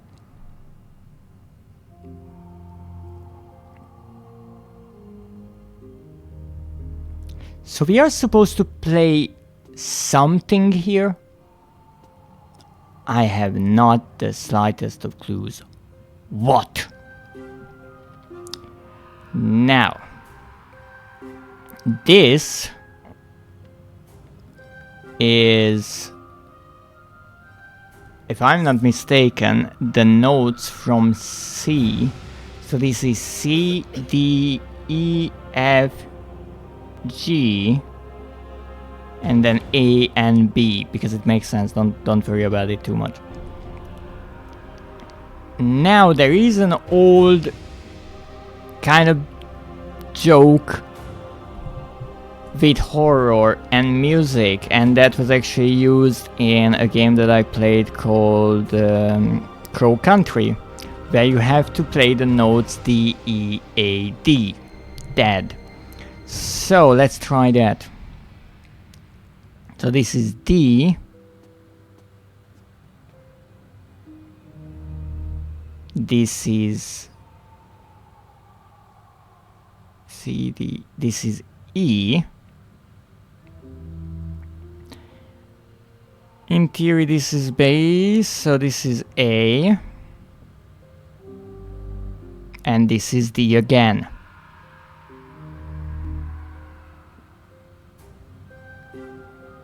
Does this make any sense? No, I don't think so.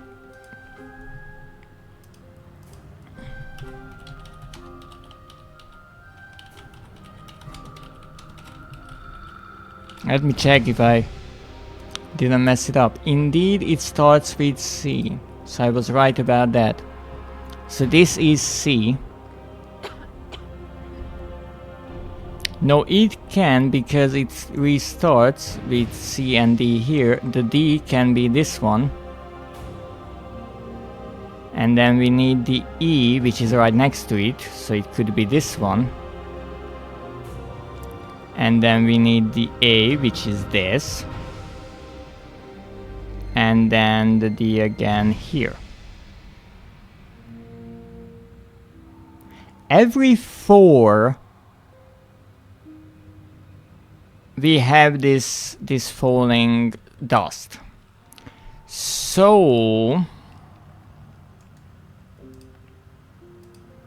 I think we are looking for 4 notes. What 4 notes? Now you can spell a few words with these. One was dead. One is cage, that was actually used in Crow Country as well, so let's try that. This is C. And then A. G. And E. No, and no, there's no falling debris. What was the description of the trophy again? Let me think. There is no S note, so that wouldn't work. Oh. Behemoth. I have no clue what this is trying to suggest. But wait. There is one thing that I noticed that's true. And that is, in the spider web we have this, but I actually saw this and I even made note of it, how first of all this is not the solution to the puzzle, and also I have not the slightest of clues how I would play this note, because it's a double note and we can't hit 2 notes at the same time. Now this, I think this is crossed out, so that should be a C normally. That is also a C there, and that is also a C there. That one is odd because it's actually tilted, which I have no clue if such exists. But normally that would be C, D, E. I think that's an F. This, other than a C, is a G. I think the line crosses it. I would guess. So I think it's a C, G, F, C. CGFT. Let's try. So C is this.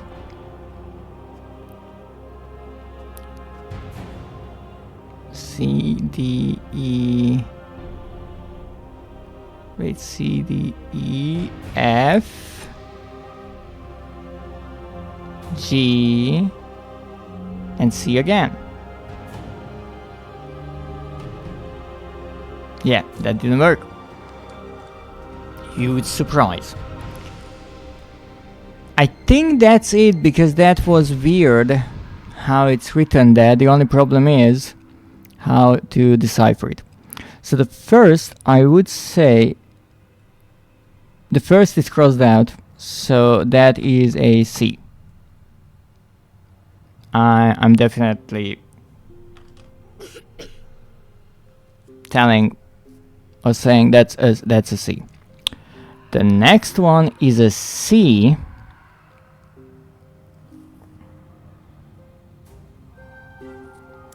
And C, D, E, F, G. C and the G. Does anyone have a music major here? Because I don't know anything about music. Also, welcome in, Schmoozer. And thank you for the hydrate.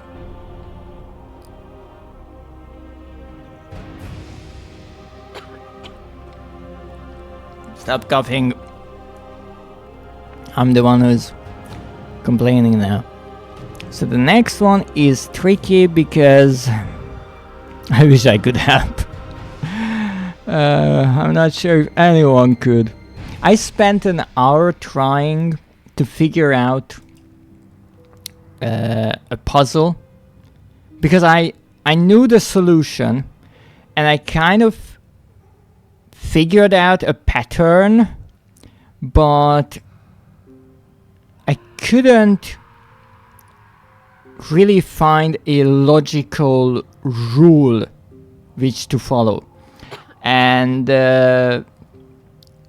actually Zeph looked it up and they said that no one has a logical explanation to the puzzle. You can find a solution, like I did, and there are kind of rules to follow, but there isn't a clear-cut explanation to what the heck you actually supposed to be doing. Okay, so there we have a tilted note, which is strange, but I think that's an F. And then we go back to C, which means two things. One, I messed it up because I think I did C, F, G, C, and that's not what we are supposed to be doing. So C is here, and then we need a G. This is C, D, E, F, this is G. This is F, and this is C again. And jack shit happened, great. Okay, let's try C, C, F, F should be here. And C again. Let me tell you, playing the Moonlight Sonata in Resident Evil 5 is easier. Possibly because it's just a quick time event.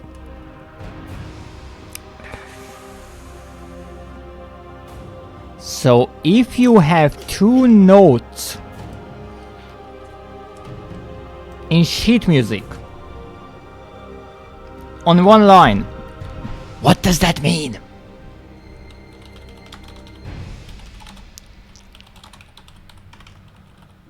Yeah, Google knows exactly what I want. Two notes on top of each other. What the f does that mean? Okay.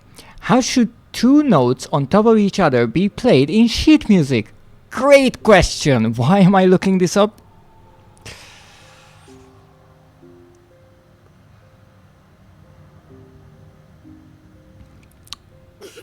The rule in a music notation is that items within the same system that are vertically aligned are intended to be simultaneous.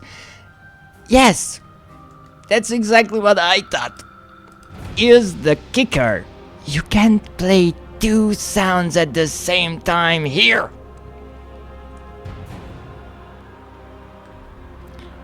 No, I can average them out, which would be ridiculously stupid, but I will try it. That would be, because it's a C and a G, an E, I think. So let's try C, E, G, and C again.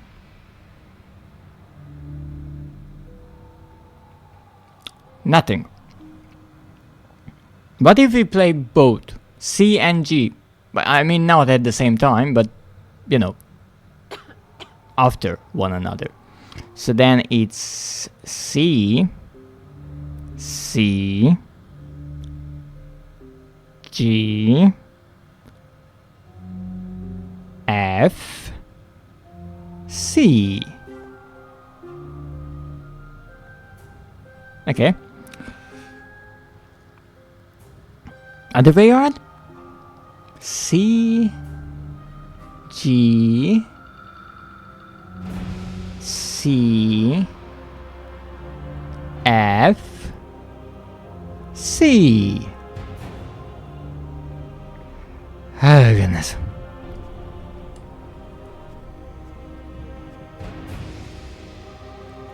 What am I reading wrong here?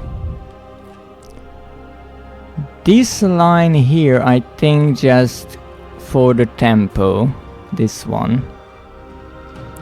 And this one I have not the slightest of clues why it's tilted when all the other ones are not. And this one is a double, which cannot be played here. So I think I'm supposed to be playing this somehow. I don't know how. So let's look at the guide. At this point, I'm really out of ideas, to be perfectly honest. How do you get this? I'm honestly curious how someone figured out how to do this without a guide. I mean, the snake you can kind of brute force. And you can get the trophy for doing it on the first try, after you figure out how not to do it. But this one... What did I miss?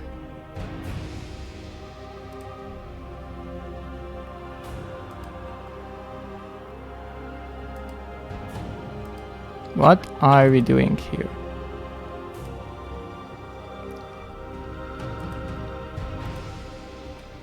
Yes, play the correct song on the first try. We actually did that. Fine. That was chopping. But we are not doing that. We already did that. Go back to the organ area via map and play the Behemoth song. What's that?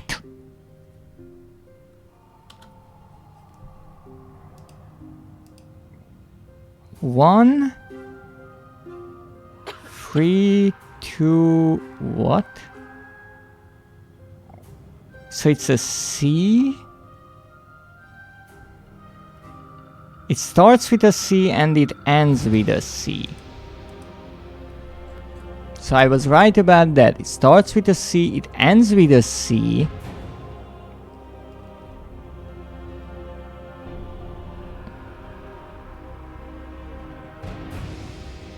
I will rethink this. So that's a C, D, E, F. This is an F, this is a G.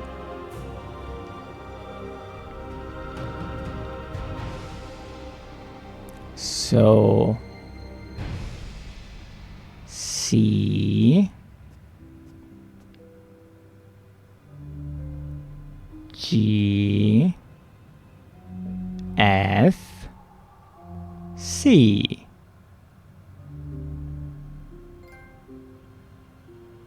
Didn't I do this just a moment ago? I literally said I want to try to do this. And it somehow didn't work. But apparently at least I was kind of on the right track. And also the place is collapsing. Don't worry about it too much. Now my only question is, what the fuck is that for? Because it's a C, then a G, an F, and a C. So this C is... Wait, is there a line in between those that I didn't see? A faint little line. That would mean that you have to keep this held down. And so you have to kind of disregard that. Well, again, you can hold it down.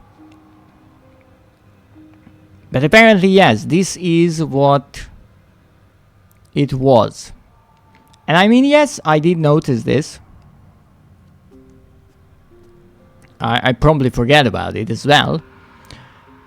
But we did it! We got through this. Somehow. I also lost my voice halfway through, but don't worry about it too much.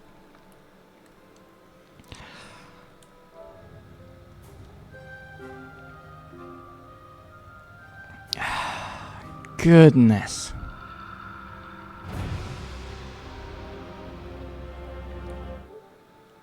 Well, this is it. We got the platinum of this game. And indeed, you have to play the song that that is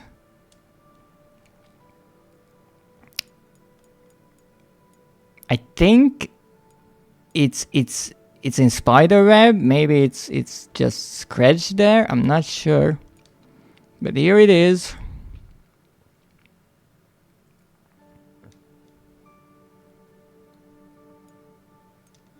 And end of the world. I'm not sure what that symbol wants to be. Unlock all trophies. We got the platinum. So at least I figured out some of the puzzle here. I was really close, and I don't understand why I didn't get it. Maybe I either accidentally pressed the wrong button, or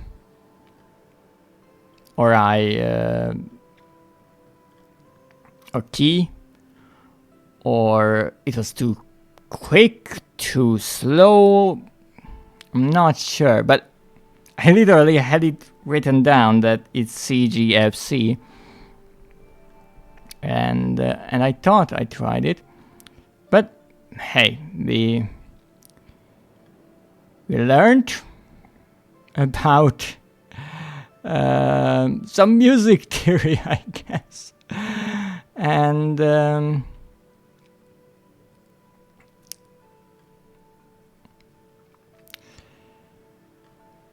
it is an interesting game. It's certainly a game with a rather big emphasis on the art style. The puzzles are not that complicated most of the time, and definitely if you're using a guide, you can play through this game rather quickly. But for me, it wasn't interesting in the game. and I am happy that I decided to play it. And it seems we have one game finished. Another platinum, 1 platinum, 8 gold, 7 silver, 8 bronze trophies. That's the 100% with the 1 platinum. So it is interesting. It seems it has an additional mini level of sorts on PlayStation. At least it seems to me that it's not part of the Steam release.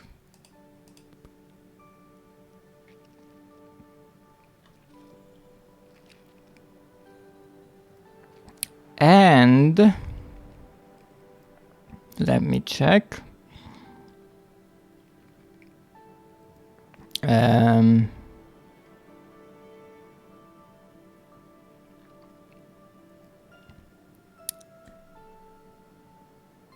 And its trophy is also not an achievement on Steam. Also, the one trophy that I was missing actually has no description displayed on Steam, which is interesting because all the other ones have, even the story related ones. I'm not sure if any of them are hidden or secret. I don't know how to check if they are or are not if you don't own the game in your library on Steam, if you haven't purchased it.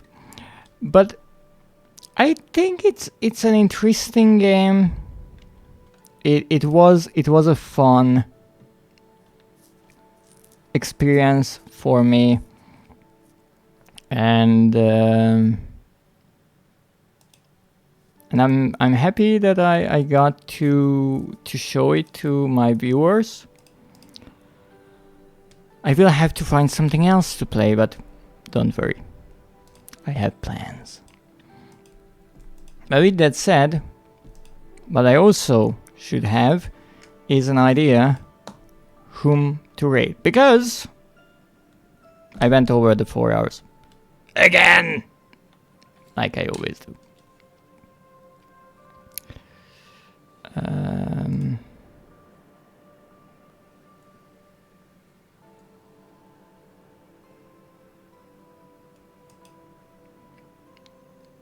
Well, let's see.